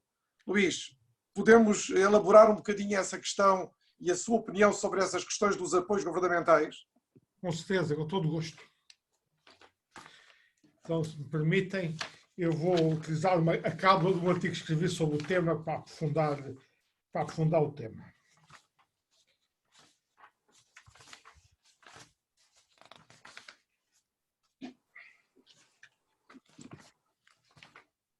Bom, eu já aqui expliquei as nossas condicionantes, aliás, foram depois reafirmadas pelos meus colegas de painel. Gostava de dizer que eu tinha tido, o Dr. Jorge Marrão teve a gentileza de mandar os slides da apresentação dele. Portanto, eu, quando falei, tinha consciência do que ele ia dizer e tentei evitar suposições com aquilo que ele ia dizer. Quanto aos apoios governamentais, nós, nesta crise, devemos ter uma preocupação que é de evitar falsos negativos. O que é que eu quero dizer com isto? No períodos normais, e quando eu giro o pé e pé assim, o apoio público, em períodos normais, o apoio público às empresas, trabalhadores e famílias deve ser desenhado com condicionalismos, por forma a minimizar os falsos positivos, isto é, os que recebem, mas não precisam.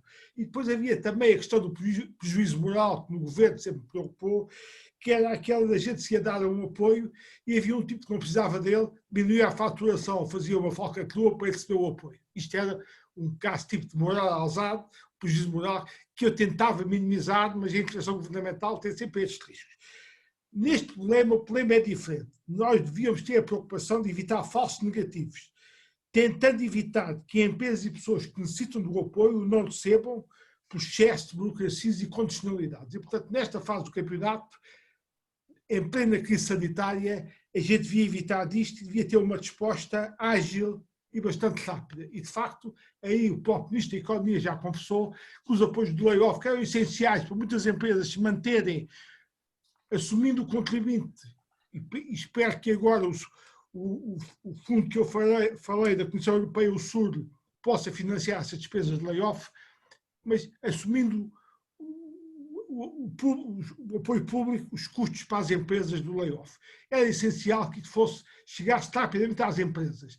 Ora, acontece que o layoff, como já se percebeu, levou muito tempo para chegar às empresas, e também os apoios creditícios da banca e a CIP pediu, tendo dito em vários comunicados, os apoios estão a ser muito lentos na chegada às empresas, em que a banca se desculpa com as sociedades de garantia mútua que eu criei do PEDIP 2, que elas estão a ser lentas na avaliação. A senhora Presidente da Sociedade de Garantia Mútua ouvia dizer no Parlamento que em 4 dias resolve o problema, dão as decisões e, portanto, que a banca é que está a ser menos ágil e lenta. Portanto, estamos a ter um problema de falta de rapidez na disponibilização dos apoios, quer de layoffs, quer de linhas de crédito, para chegar às empresas. Depois, a CIP pediu, a exemplo do governo alemão, apoios a fundo perdido às empresas. O governo aí não deu, portanto, o governo está a dar o que se pode chamar apoios a fundo perdido às empresas, é no layoff. Mas o apoio direto e, portanto, é apoiar os trabalhadores que estão em layoff. E, portanto, dispensando as empresas de pagarem os salários. O apoio direto às empresas, sob a lógica de fundos perdidos, como fez o governo alemão, nós não estamos a fazer e o governo português passou isso para as linhas de crédito com garantia de Estado. É evidente que é melhor ter linhas de crédito com garantia de Estado que não ter garantias de Estado, porque nesta fase do campeonato a banca já sabe que em períodos de crise aumenta o crédito mal parado e, portanto, e eu estivesse na banca ainda faria o mesmo, devo-vos confessar, a banca tem que gerir o risco com muito cuidado e, portanto, estes apoios financeiros, este crédito, tem que ser dado com garantia de Estado para facilitar a vida à banca e às empresas, senão não chegava lá. Mas, em todo caso, como eu vos disse, isto está a levar tempo a lá chegar. Mas o governo, no meio disto, fez algumas coisas que se percebem, mas que há dificuldades. Uma é exigir, obviamente, que a situação líquida das empresas de capitais próprios fosse positiva. Isto é uma condição básica, diria eu, em economia de mercado. Só que o problema, há umas atividades sazonais que se queixam, que entraram, vêm da fase baixa da sua atividade sazonal e quando entram nesta fase, elas não tinham capitais próprios suficientes para satisfazer esta imposição do governo. E, portanto, há empresas por dificuldades de capitais próprios, não são positivos, não tinham acesso. E depois há um problema que a gente tem ligado ao turismo e aos serviços, é que foi criado muito emprego, quase uma base informal na área do turismo e dos serviços, e esse emprego criado em estruturas muito informais, essas estruturas também não têm capitais próprios e, portanto, o apoio governamental exigia que os capitais próprios fossem positivos e essas atividades quase informais não tinham os capitais para fazer isso. Em todo caso, o governo depois já tem tentado ir mais além. Uma coisa que fez foi permitir que uma PME, o sócio-gerente, que se confunde com um trabalhador, possa também vir a receber apoio. O governo tentado avançar numa dessas matérias. O que eu digo que é positivo do que o governo fez foi o adiamento de impostos, contribuições, rendas e outros pagamentos. O regime de layoff simplificado, o reforço das linhas de crédito e dos seguros de crédito, com garantia estatal, para serem mais simplificados. Em todo caso, ainda há uma grande dúvida que isto esteja a chegar a tempo piores às empresas. Depois, positivo, o regime excepcional de faltas justificadas para a assistência a dependentes, bem como a prorrogação extraordinária de prestações de desemprego, garantindo mínimo de subsistência. E neste momento passa-se um problema, já todos perceberam que há empresas que não vão arrancar imediatamente e, portanto, o regime de layoff vai ter que ser prolongado. A CIP já o pediu, o Presidente da República também já disse que estava de acordo com isto e, portanto, vamos ter prolongamentos do período de layoff. Mas agora dou-vos valores de comparação. Valores de comparação para os países. O apoio governamental dos Estados Unidos, 10% do PIB. Em Espanha, 20% do PIB. No Reino Unido, 15% do PIB. Em Portugal, isto andará 6, 7% do PIB, o apoio governamental. E na Alemanha, então, acho que anda para os 30% do PIB. Portanto, nós estamos condicionados para as nossas dificuldades a pior. Só para terminar, deixa-me só chamar a atenção de uma coisa que o engenheiro Jorge Portugal disse. Eu não tive tempo há pouco de falar disso. Para mim, a indústria hoje não é só a atividade manufatureira, a parte física da produção. É o conjunto de serviços tecnológicos ligados à atividade tradicional manufatureira. E, portanto, serviços tecnológicos ligados, essenciais para a competitividade das empresas industriais, para mim, fazem parte deste conceito largo de indústria do século XXI. E dizer-vos também que, obviamente, a economia portuguesa é muito martirizada pelo facto do turismo ter a expressão que tinha no PIB português, cerca de 15% do PIB. E, portanto, mais uma razão, não deixemos de acolher o turismo, mas não esqueçamos a indústria neste contexto largo, na fase de reestruturação. E, para terminar, chamar-vos a atenção que há uma questão no teletrabalho que pouca gente tem referido, e eu tenho visto a televisão. É que, para mim, quadro, tenho uma casa, felizmente, onde posso estar aqui no escritório, confortavelmente isolado, mas para trabalhadores como nós, rendimentos, a situação é dramática, porque eles têm que estar na sala, não têm uma casa com um escritório para trabalharem, e, portanto, a gente vê-os com os miúdos ao lado em tela e ensino, e a família toda à volta. Isto é dramático. Isto não é sustentável manter isto das empresas, esse tipo de teletrabalho. Para terminar, apenas chamar a atenção só de outra coisa que acho imensa piada. Toda a gente se queixa que a União Europeia é lenta, a Comissão Europeia é burocrática e é lenta, mas se forem ver a bagunça que existe neste momento entre o Presidente e os governadores em países que são Estados federais, como o Brasil e os Estados Unidos da América, com a descoordenação entre o Presidente a nível central, federal, e os governadores a nível estadual, parece-me que a União Europeia, em todo caso, não tem funcionado mal comparado com o que se passa neste momento nos Estados Unidos e no Brasil. Isto é uma afirmação de um europeísta convicto que gostaria de sublinhar. Obrigado, Luís. Vamos então passar, porque estamos a 10 minutos de terminar, em princípio, às questões que a nossa audiência nos pôs. E eu ia pô-las já todas, e as primeiras, pelo menos, e pedi aos 3 oradores para depois tomarem nota e poderem responder rapidamente, com a opinião de cada um de vós. Primeiro, José Luís Barré Antunes diz o seguinte: para o painel, concordam com a afirmação de que a ajuda da Europa a países como Portugal, Itália e Grécia será condicionada explícita ou implicitamente pelas há muito faladas, mas nunca concretizadas, reformas estruturais tendentes a alinhar o nosso país com as melhores práticas da Europa desenvolvida? É uma pergunta. A segunda é direta para o engenheiro Mira Amaral, mas claro que quer o Jorge Portugal, quer o Jorge Marrão, poderão rapidamente também, se quiserem, dar a vossa opinião. Como vê o engenheiro Mira Amaral o futuro da China? Sairá reforçada ou fragilizada? Depois, José Augusto Moreira Guedes pergunta se o investimento na energia fotovoltaica para autoconsumo estará em perigo face a esta crise pandémica. E passo-vos a palavra, talvez começando pelo Jorge Marrão. Bom,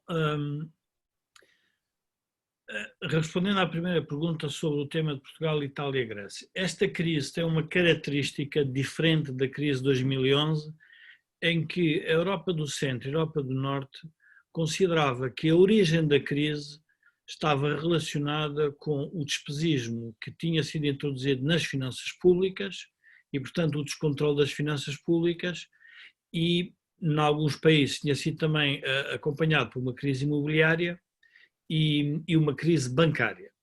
Esta crise não tem essa configuração. Portanto, as condicionalidades que eu estou a ver que venham a existir por parte da Europa têm a ver mais com políticas de integração europeia para combater os 2 gigantes do planeta, que são os Estados Unidos e a China. Ou seja, a própria Europa vai aprender com a crise quais são as soluções de integração para nós, como um todo, podermos ser uma Europa federal sem ser federal. Ou seja, não é possível pensar em que a Europa vai gastar 500 mil milhões na economia europeia e não ganhar escala para competir com os Estados Unidos e com a China.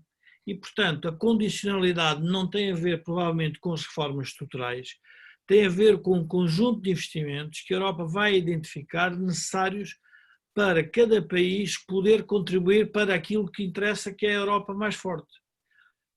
E aqui eu apelava, enfim, à ordem dos engenheiros e aos engenheiros para refletirem sobre um tema relevante, que é: se nós vamos ter que dedicar estes fundos ao capital produtivo e não àquilo que eles chamam as obras de cariz social, porque essas estão relacionadas com o progresso social, que é a saúde, a habitação, os acessos, nós vamos ter que pensar em políticas estratégicas de engenharia para que Portugal ganhe competitividade nesse espaço que se vai tornar cada vez mais unido.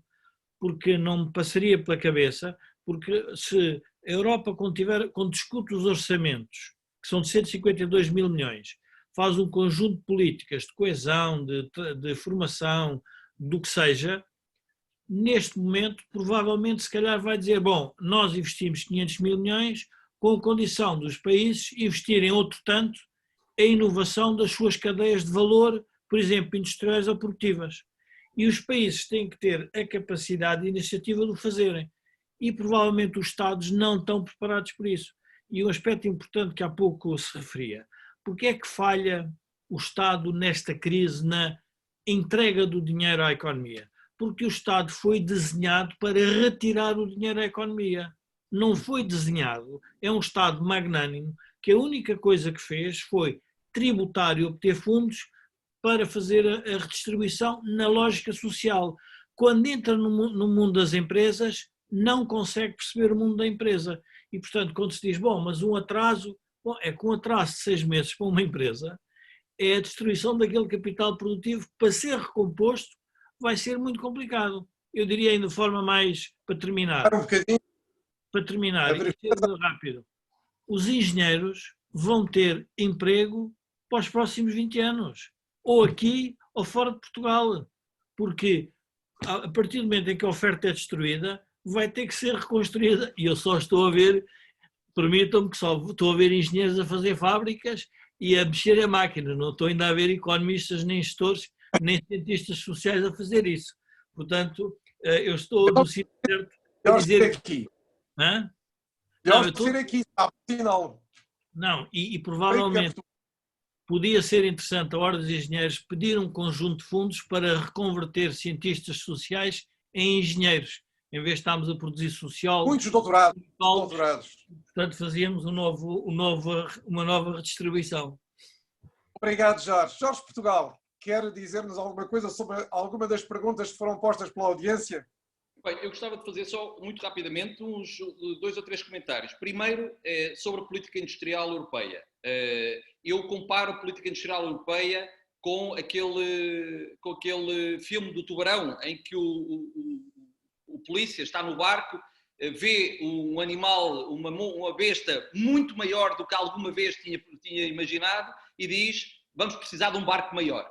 E eu diria que aqui com a política europeia também vai ser preciso, digamos, um barco maior, no sentido de, mais do que propriamente estar a proteger, a ter uma resposta fechada àquilo que é o plano industrial, o plano de desenvolvimento e crescimento da China, China 2025, de investimento, digamos, de controle central das empresas e de investimento brutal em inteligência artificial, em machine learning, em automação, etc., e aquilo que é a contrapartida americana do America's First, aquilo que vai ser a resposta da Europa em termos de o que é que vai ser a política de crescimento e orientada para o futuro. E esse, para nós, é absolutamente essencial.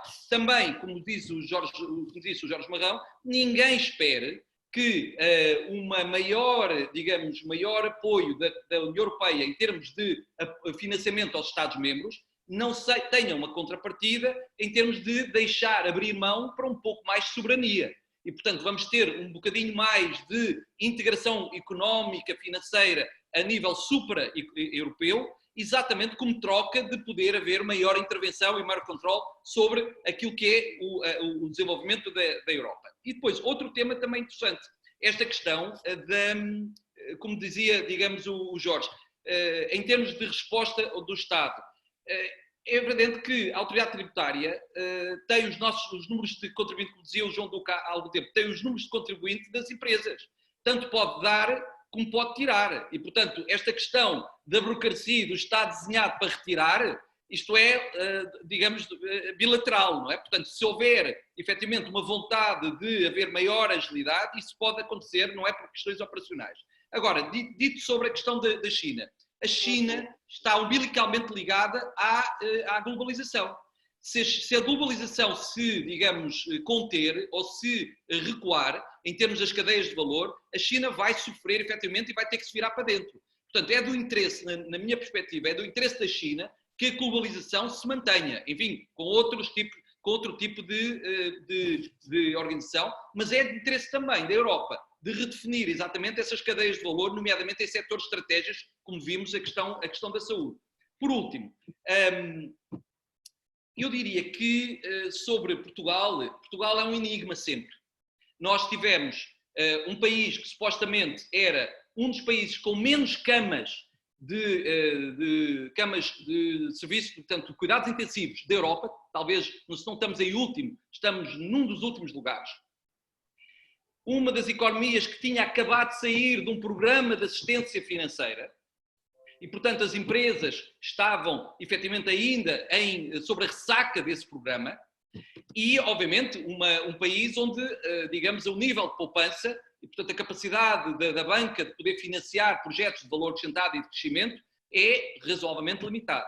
E, não obstante, nós saímos desta crise com, primeiro, uma imagem de que Portugal, do ponto de vista sanitário, conseguiu resistir muito bem e que é hoje um país seguro. E, portanto, não devemos ser, relativamente à resposta europeia, não devemos ter aqui ingenuidades.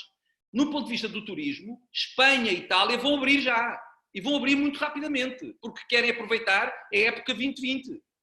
Portanto, nós não podemos pensar que a Espanha e Itália, os mercados turísticos de Espanha e Itália vão abrir e nós vamos ficar fechados. Portanto, temos que não ter aqui ingenuidade. E Portugal tem este ativo. Foi a imagem que criou, menos verdadeira ou mais verdadeira, não interessa, é a percepção real, de que Portugal é um país seguro e que correu, digamos, a pandemia, não teve grande impacto em Portugal. Porquê? Porque soubemos gerir bem a nossa organização. E a última ideia, esta ideia, digamos, da esquerda, políticas de esquerda e direita, que o engenheiro Mira Amaral refletiu sobre a questão do maior intervencionismo na economia a nível europeu. E eu relembro, os países que propuseram cadeias de valor fechadas, regionalização, internalização das cadeias de valor na Europa, intervencionismo no Estado, campeões nacionais, mercantilismo, subsídios às empresas não escrutinados, foram dois governos supostamente de orientação de direita. Não foram de esquerda. Portanto, eu diria que hoje há uma discussão, uma grande confusão entre rótulos ideológicos e políticas económicas eficazes para promover crescimento. E eu, portanto, mais uma vez diria que, se calhar, quando falamos de política industrial, aquela política que alguns dizem que não se pode dizer o nome porque é maldita, portanto, ficou amaldiçoada pelos economistas no passado, eu diria que, mais do que falar em política industrial, nós temos que pensar na Europa e, obviamente, em Portugal, articulado, quais vão ser as políticas orientadas para o futuro. E num país pequeno como Portugal, uma economia pequena, aberta para o mundo, todas as áreas de atividade económica contam, desde que sejam produtivas e competitivas. E, portanto, o turismo vai contar, o reforço da indústria, da nova indústria, do tal renascimento industrial vai contar, como todas as restantes economias, por exemplo, esta questão da saúde, o setor da saúde, o setor também onde há um grande nível de inovação nesta altura e de introdução tecnológica agroalimentar e, portanto, a transformação agroalimentar, etc, etc, etc. Portanto, o que eu quero dizer com isto, e resumindo e concluído, Portugal tem aqui, a Europa tem aqui áreas de crescimento, tem que pensar numa política orientada para o crescimento, tem que pensar esta articulação entre aquilo que são as grandes empresas e o tecido empresarial das grandes empresas, não ter opção de ter os Googles e as Teslas da Europa à procura, porque é como aquela ideia, e eu termino com isto, do pai que diz para o filho, olha, tu não és o Ronaldo, portanto és um zero à esquerda, já não podes ser um grande jogador de futebol. E este é um estigma que está muitas crianças a ter, que não são Ronaldos, nunca podem ver ser grandes jogadores de futebol. Não é verdade, Ronaldos há só um ou dois em cada geração, mas há muitos jogadores de futebol que têm carreiras fantásticas em mercados internacionais, são competitivos, são felizes e enchem, nomeadamente em Portugal, criam para a imagem de Portugal e para a robustez e o valor acrescentado e o crescimento do setor do futebol, que, pelos vistos, vai voltar em breve para bem de muitos clientes também, que eu julgo que vai ser importante para o ganhar e o estímulo da economia e da motivação das pessoas e da confiança, porque é da confiança também que precisamos de todos. Jorge, obrigado, mas num minuto tenho uma pergunta que é mesmo dirigida para si. Considera que esta é uma oportunidade para a Europa ganhar independência dos produtos de qualidade inferior, sem qualquer certificação nem controle, produzidos por mão de obra quase escrava, abusada por poderes antidemocráticos, que nem a qualidade mínima de vida e liberdades têm? Bom, É uma pergunta da audiência que nos tem estado a acompanhar. Muito rapidamente. A Europa tem este primado de procurar, digamos, um conjunto de valores e de relação com o ambiente e com os direitos e os valores humanos, digamos, estar na vanguarda e de ser o exemplo para o mundo. Eu por mim, partilho que a Europa deve ser um espaço de liberdade, deve ser um espaço que não deve haver dumping social, deve haver um espaço de equidade e de igual oportunidades. Não de iguais resultados, mas de iguais oportunidades. Mas não pode, com isso, exigir, digamos, menos de quem participa nos mercados europeus do que aquilo que exige aos europeus. E relativamente a esta resposta direta, sim, porque quando eu importo e deixo entrar no mercado europeu um produto que, por exemplo, todos a falar, um lençol que é tingido branco com produtos químicos, cujas condições de tingimento nós não temos controle nenhum nem sobre a qualidade nem sobre os riscos, e que os compradores, digamos, na Europa compram porque é o mais barato, nós estamos não estamos a ser coerentes sobre a nossa política de valores. Portanto, eu diria que sim, desde que haja também, já agora também também que do ponto de vista de acesso aos mercados, outros mercados, que as empresas europeias que detêm propriedade intelectual e capital intelectual que as torna competitivas, não tenham que alienar esse capital intelectual, por exemplo, para entrarem em mercados de outras regiões, como por exemplo da China. Foi assinado recentemente um acordo entre o Instituto Europeu de Patentes e o Instituto de Patentes chinês, no sentido de haver muito maior equilíbrio, de que as empresas europeias a entrar na China não tenham que alienar o capital intelectual, exatamente como condição de entrada no mercado chinês. E é este equilíbrio de regras na globalização que também a Europa tem que ter em conta do ponto de vista da negociação. Portanto, eu respondo diretamente, muito claramente, claro que sim, desde que haja coragem para assumir um conjunto de princípios coerentes com os valores da Europa. Muito obrigado, Jorge. E agora vamos terminar com o Luís Amaral. Luís? Bom, eu, em relação à primeira pergunta, subscrevo aquilo que disse o Dr. Jorge Marrão e também o Henrique Jorge Portugal sobre a visão da Europa nestas ajudas que nos vai dar. Mas acrescentaria o seguinte: primeiro, é que quem quiser ouvir a minha opinião sobre esta matéria, no dia 3 de junho, no Técnico Mais, que é o Instituto de Formação de Executivos do Técnico, às 18 horas, eu vou fazer uma palestra de 1 hora sobre os 3 tipos de capitalismo que há no mundo. O capitalismo anglo-saxónico das liberal market economies, que era o caso dos Estados Unidos e do Reino Unido, o capitalismo cooperativo, típico de uma Alemanha, de uma França ou do Japão, e finalmente o capitalismo de Estado dos chineses. E é evidente que a partir do momento que temos a saída do Reino Unido da União Europeia, a União Europeia vai ser cada vez mais influenciada pelo eixo franco-alemão no modelo de capitalismo cooperativo. E, portanto, esqueçam uma visão demasiado liberal do problema na Europa. E, portanto, obviamente, está a lugar a maior intervenção da política industrial, como é óbvio. E aqui vejo naquilo que foram dito. Também gostaria de fazer uma observação às últimas afirmações do ex-Jorge Jorge Portugal, com a minha experiência política e governativa, dizer-lhe que a Europa, sim senhor, devia ter essas condições que citou e bem, mas depois entra a política em campo. Existe-lhe um caso, por exemplo, o caso de Marrocos. Mesmo que Marrocos não cumpra com essas especificações todas que são próprias da produção europeia, não acredito que a França e a Espanha deixassem cair Marrocos e fossem impor essas condições a Marrocos. E, portanto, há aqui uma questão depois de geopolítica que se vai pôr, que condiciona e mitiga um pouco a sua análise. Finalmente, nesta primeira questão ainda, a minha visão pessoal sobre o problema. A economia não é neutra politicamente, a engenharia é, a economia não é. E, portanto, eu vou dar uma resposta complementando o Dr. Jorge Marrão e o engenheiro Jorge Portugal, de acordo com a minha visão política ou ideológica. Eu acho que o dinheiro não é tudo na vida, os apoios da União Europeia vão ser muito importantes, mas depois convinha ter políticas públicas amigas do crescimento económico e da competitividade, e o que eu vejo é que nós temos uma maioria de esquerda no Parlamento que esquece totalmente isto, só fala nos direitos dos trabalhadores. E, portanto, o apoio europeu virá, o governo português certamente fará o melhor possível, mas vamos ser, infelizmente, condicionados pelo enquadramento político da maioria de esquerda que temos no Parlamento.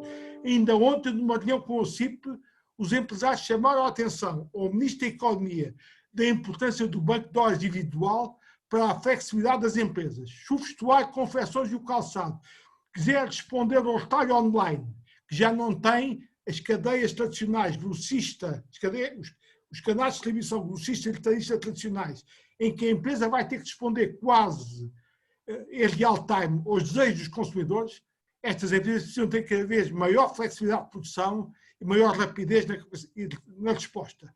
Isto precisa do banco de horas individual.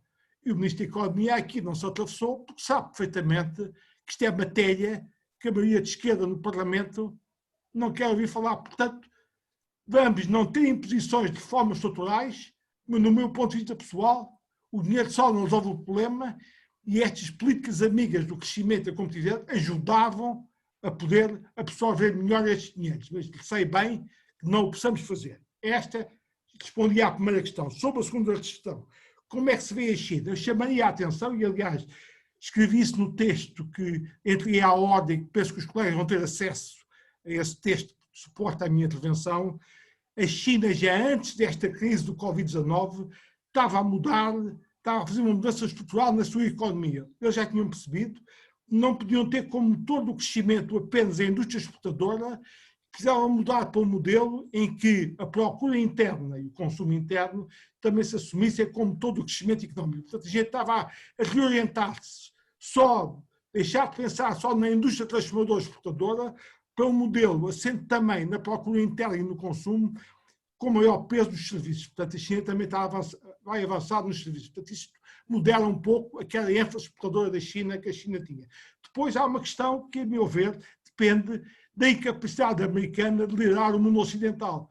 É que se nós tivéssemos um presidente, a meu ver, nos Estados Unidos, que soubesse liderar o Ocidente, não fosse um tipo do America First, e fosse preparado e desse respostas que até a mim me chocam, que não sou de esquerda e sou defensor dos americanos, é evidente que a China podia passar um mau bocado, porque o problema da pandemia começou na China, eles não nos informaram, a meu ver, capturaram a Organização Mundial de Saúde nos primeiros meses e, portanto, têm grandes culpas do cartório. O problema é que o Sr. Trump não sabe lidar com isto, está descredibilizado e, portanto, é capaz de não dar a resposta conveniente aos chineses. E, portanto, os chineses, com uma política de relações públicas muito inteligente, são capazes de escapar desta fase e continuarem com a sua afirmação hegemónica do mundo, tendendo a competir cada vez mais com os americanos, e vamos ter aqui um mundo muito exacerbado da disputa sino-americana, que aliás já tinha começado antes do Covid-19.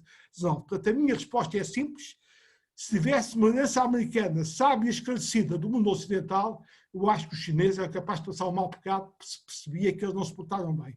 Como aquela resposta do Sr. Trump é desordenada, não é credível, se calhar os chineses conseguem escapar-se disto e ficarem branqueados de tudo o que se passou com este vírus.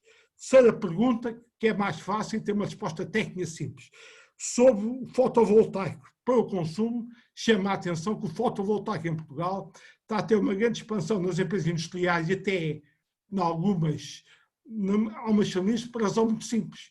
É que os chineses tinham massificado a produção de painéis fotovoltaicos. Com isto, o preço dos painéis fotovoltaicos caiu a pique e, portanto, o solar fotovoltaico é altamente competitivo nas empresas industriais e algumas unidades familiares maiores, porque o preço dos painéis é baixo e porque o preço da energia da rede elétrica é caro. E, portanto, os painéis, isto é altamente competitivo. A dúvida que se pode pôr é se neste esquema mais europeizado, se nós não vamos pôr barreiras à importação de painéis solares da China.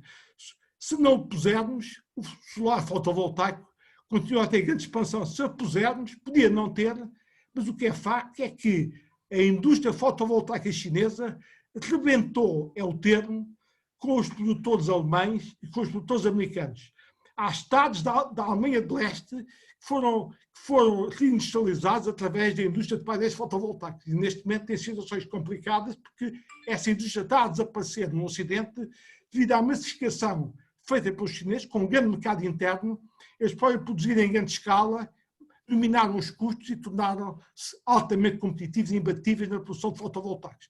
Se a Europa e o mundo ocidental for pôr restrições à importação de painéis solares chineses, se calhar o preço não ficará tão convidativo. Se eles continuarem a entrar na Europa e nos Estados Unidos, é evidente que o solar fotovoltaico vai continuar a expandir-se. Muito obrigado. Muito obrigado. Eu não tenho já oportunidade nem tempo de pôr mais questões que, entretanto, foram aparecendo. Agradeço todas, em nome exatamente da organização e da Ordem dos Engenheiros. Há também aqui um comentário interessante do José Eduardo Freitas, que diz mesmo que não é uma pergunta, mas que acentua que com as perspectivas traçadas pelos três oradores, temos que fazer cada vez mais e melhor, esperando que os atores do ativo sejam capazes de apreender e de nos surpreender. Oxalá a chanceler Angela Merkel deixe boas sementes no poder e dá parabéns pela iniciativa. Eu só tenho que agradecer à Ordem dos Engenheiros esta oportunidade que tive de moderar três amigos e três pessoas tão interessantes e cheias de conteúdo, como são o engenheiro Luís Mira Amaral, o engenheiro Jorge Portugal e o meu amigo e conterrâneo Jorge Marrão, e dizer-vos que quer aquilo que foi referido pelo engenheiro Mira Amaral e que faz parte de um documento que ele já tinha elaborado, vai ficar disponível, também da Missão Crescimento, tudo está disponível, quer no site da Missão Crescimento, quer nos sites das duas ordens que são fundadoras, com outras organizações da Missão Crescimento, a Ordem dos Economistas e a Ordem dos Engenheiros. Portanto, confiança, trabalho, apoio da União Europeia, também muita capacidade em Portugal se conseguirem consensos, se conseguirem reformas, temos que reformar, temos que reestruturar, temos que trabalhar e conseguiremos sair desta situação em que esta crise nos pôs, mas para isso temos que trabalhar todos numa certa, eu diria quase unanimidade. Porque quando se fala exatamente de unanimidade, em termos da União Europeia, isso fica muito admirado de não se conseguir apoiar e aprovar determinado tipo de medidas sem ser por unanimidade. Eu digo-vos que, com a minha longa experiência de trabalho e de vida, trabalhei muitos anos com alemães e com empresas alemãs, e é assim que se trabalha na Alemanha.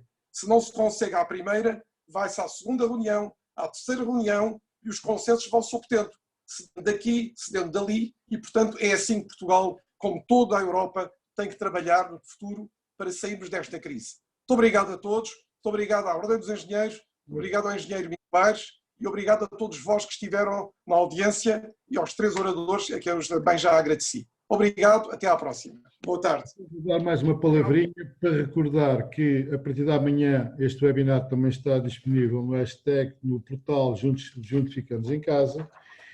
Vejam na agenda os próximos webinars e há um que eu me permito salientar porque é diferente, que no dia 4 de junho vamos fazer um webinar com os bastonários de todas as ordens da lusofonia. Brasil, Angola, Cabo Verde, Moçambique e não sei se me está a falar, e Portugal, obviamente. E, portanto, para dar uma panorâmica do que é que se está a passar em termos de crise, qual é que é o presente da engenharia e o futuro que cada um vê nos seus países. E é assim, tentando fazer o melhor, que nós agradecemos a todos vós, que, no meu ponto de vista, eu estive em off, mas estive sempre a ouvir, de maneira, acho que foi excelente. Os ecos que me chegam também é nesse sentido. Obrigado a todos e até um dia destes. Muito obrigado. Obrigado. Obrigado. Obrigado.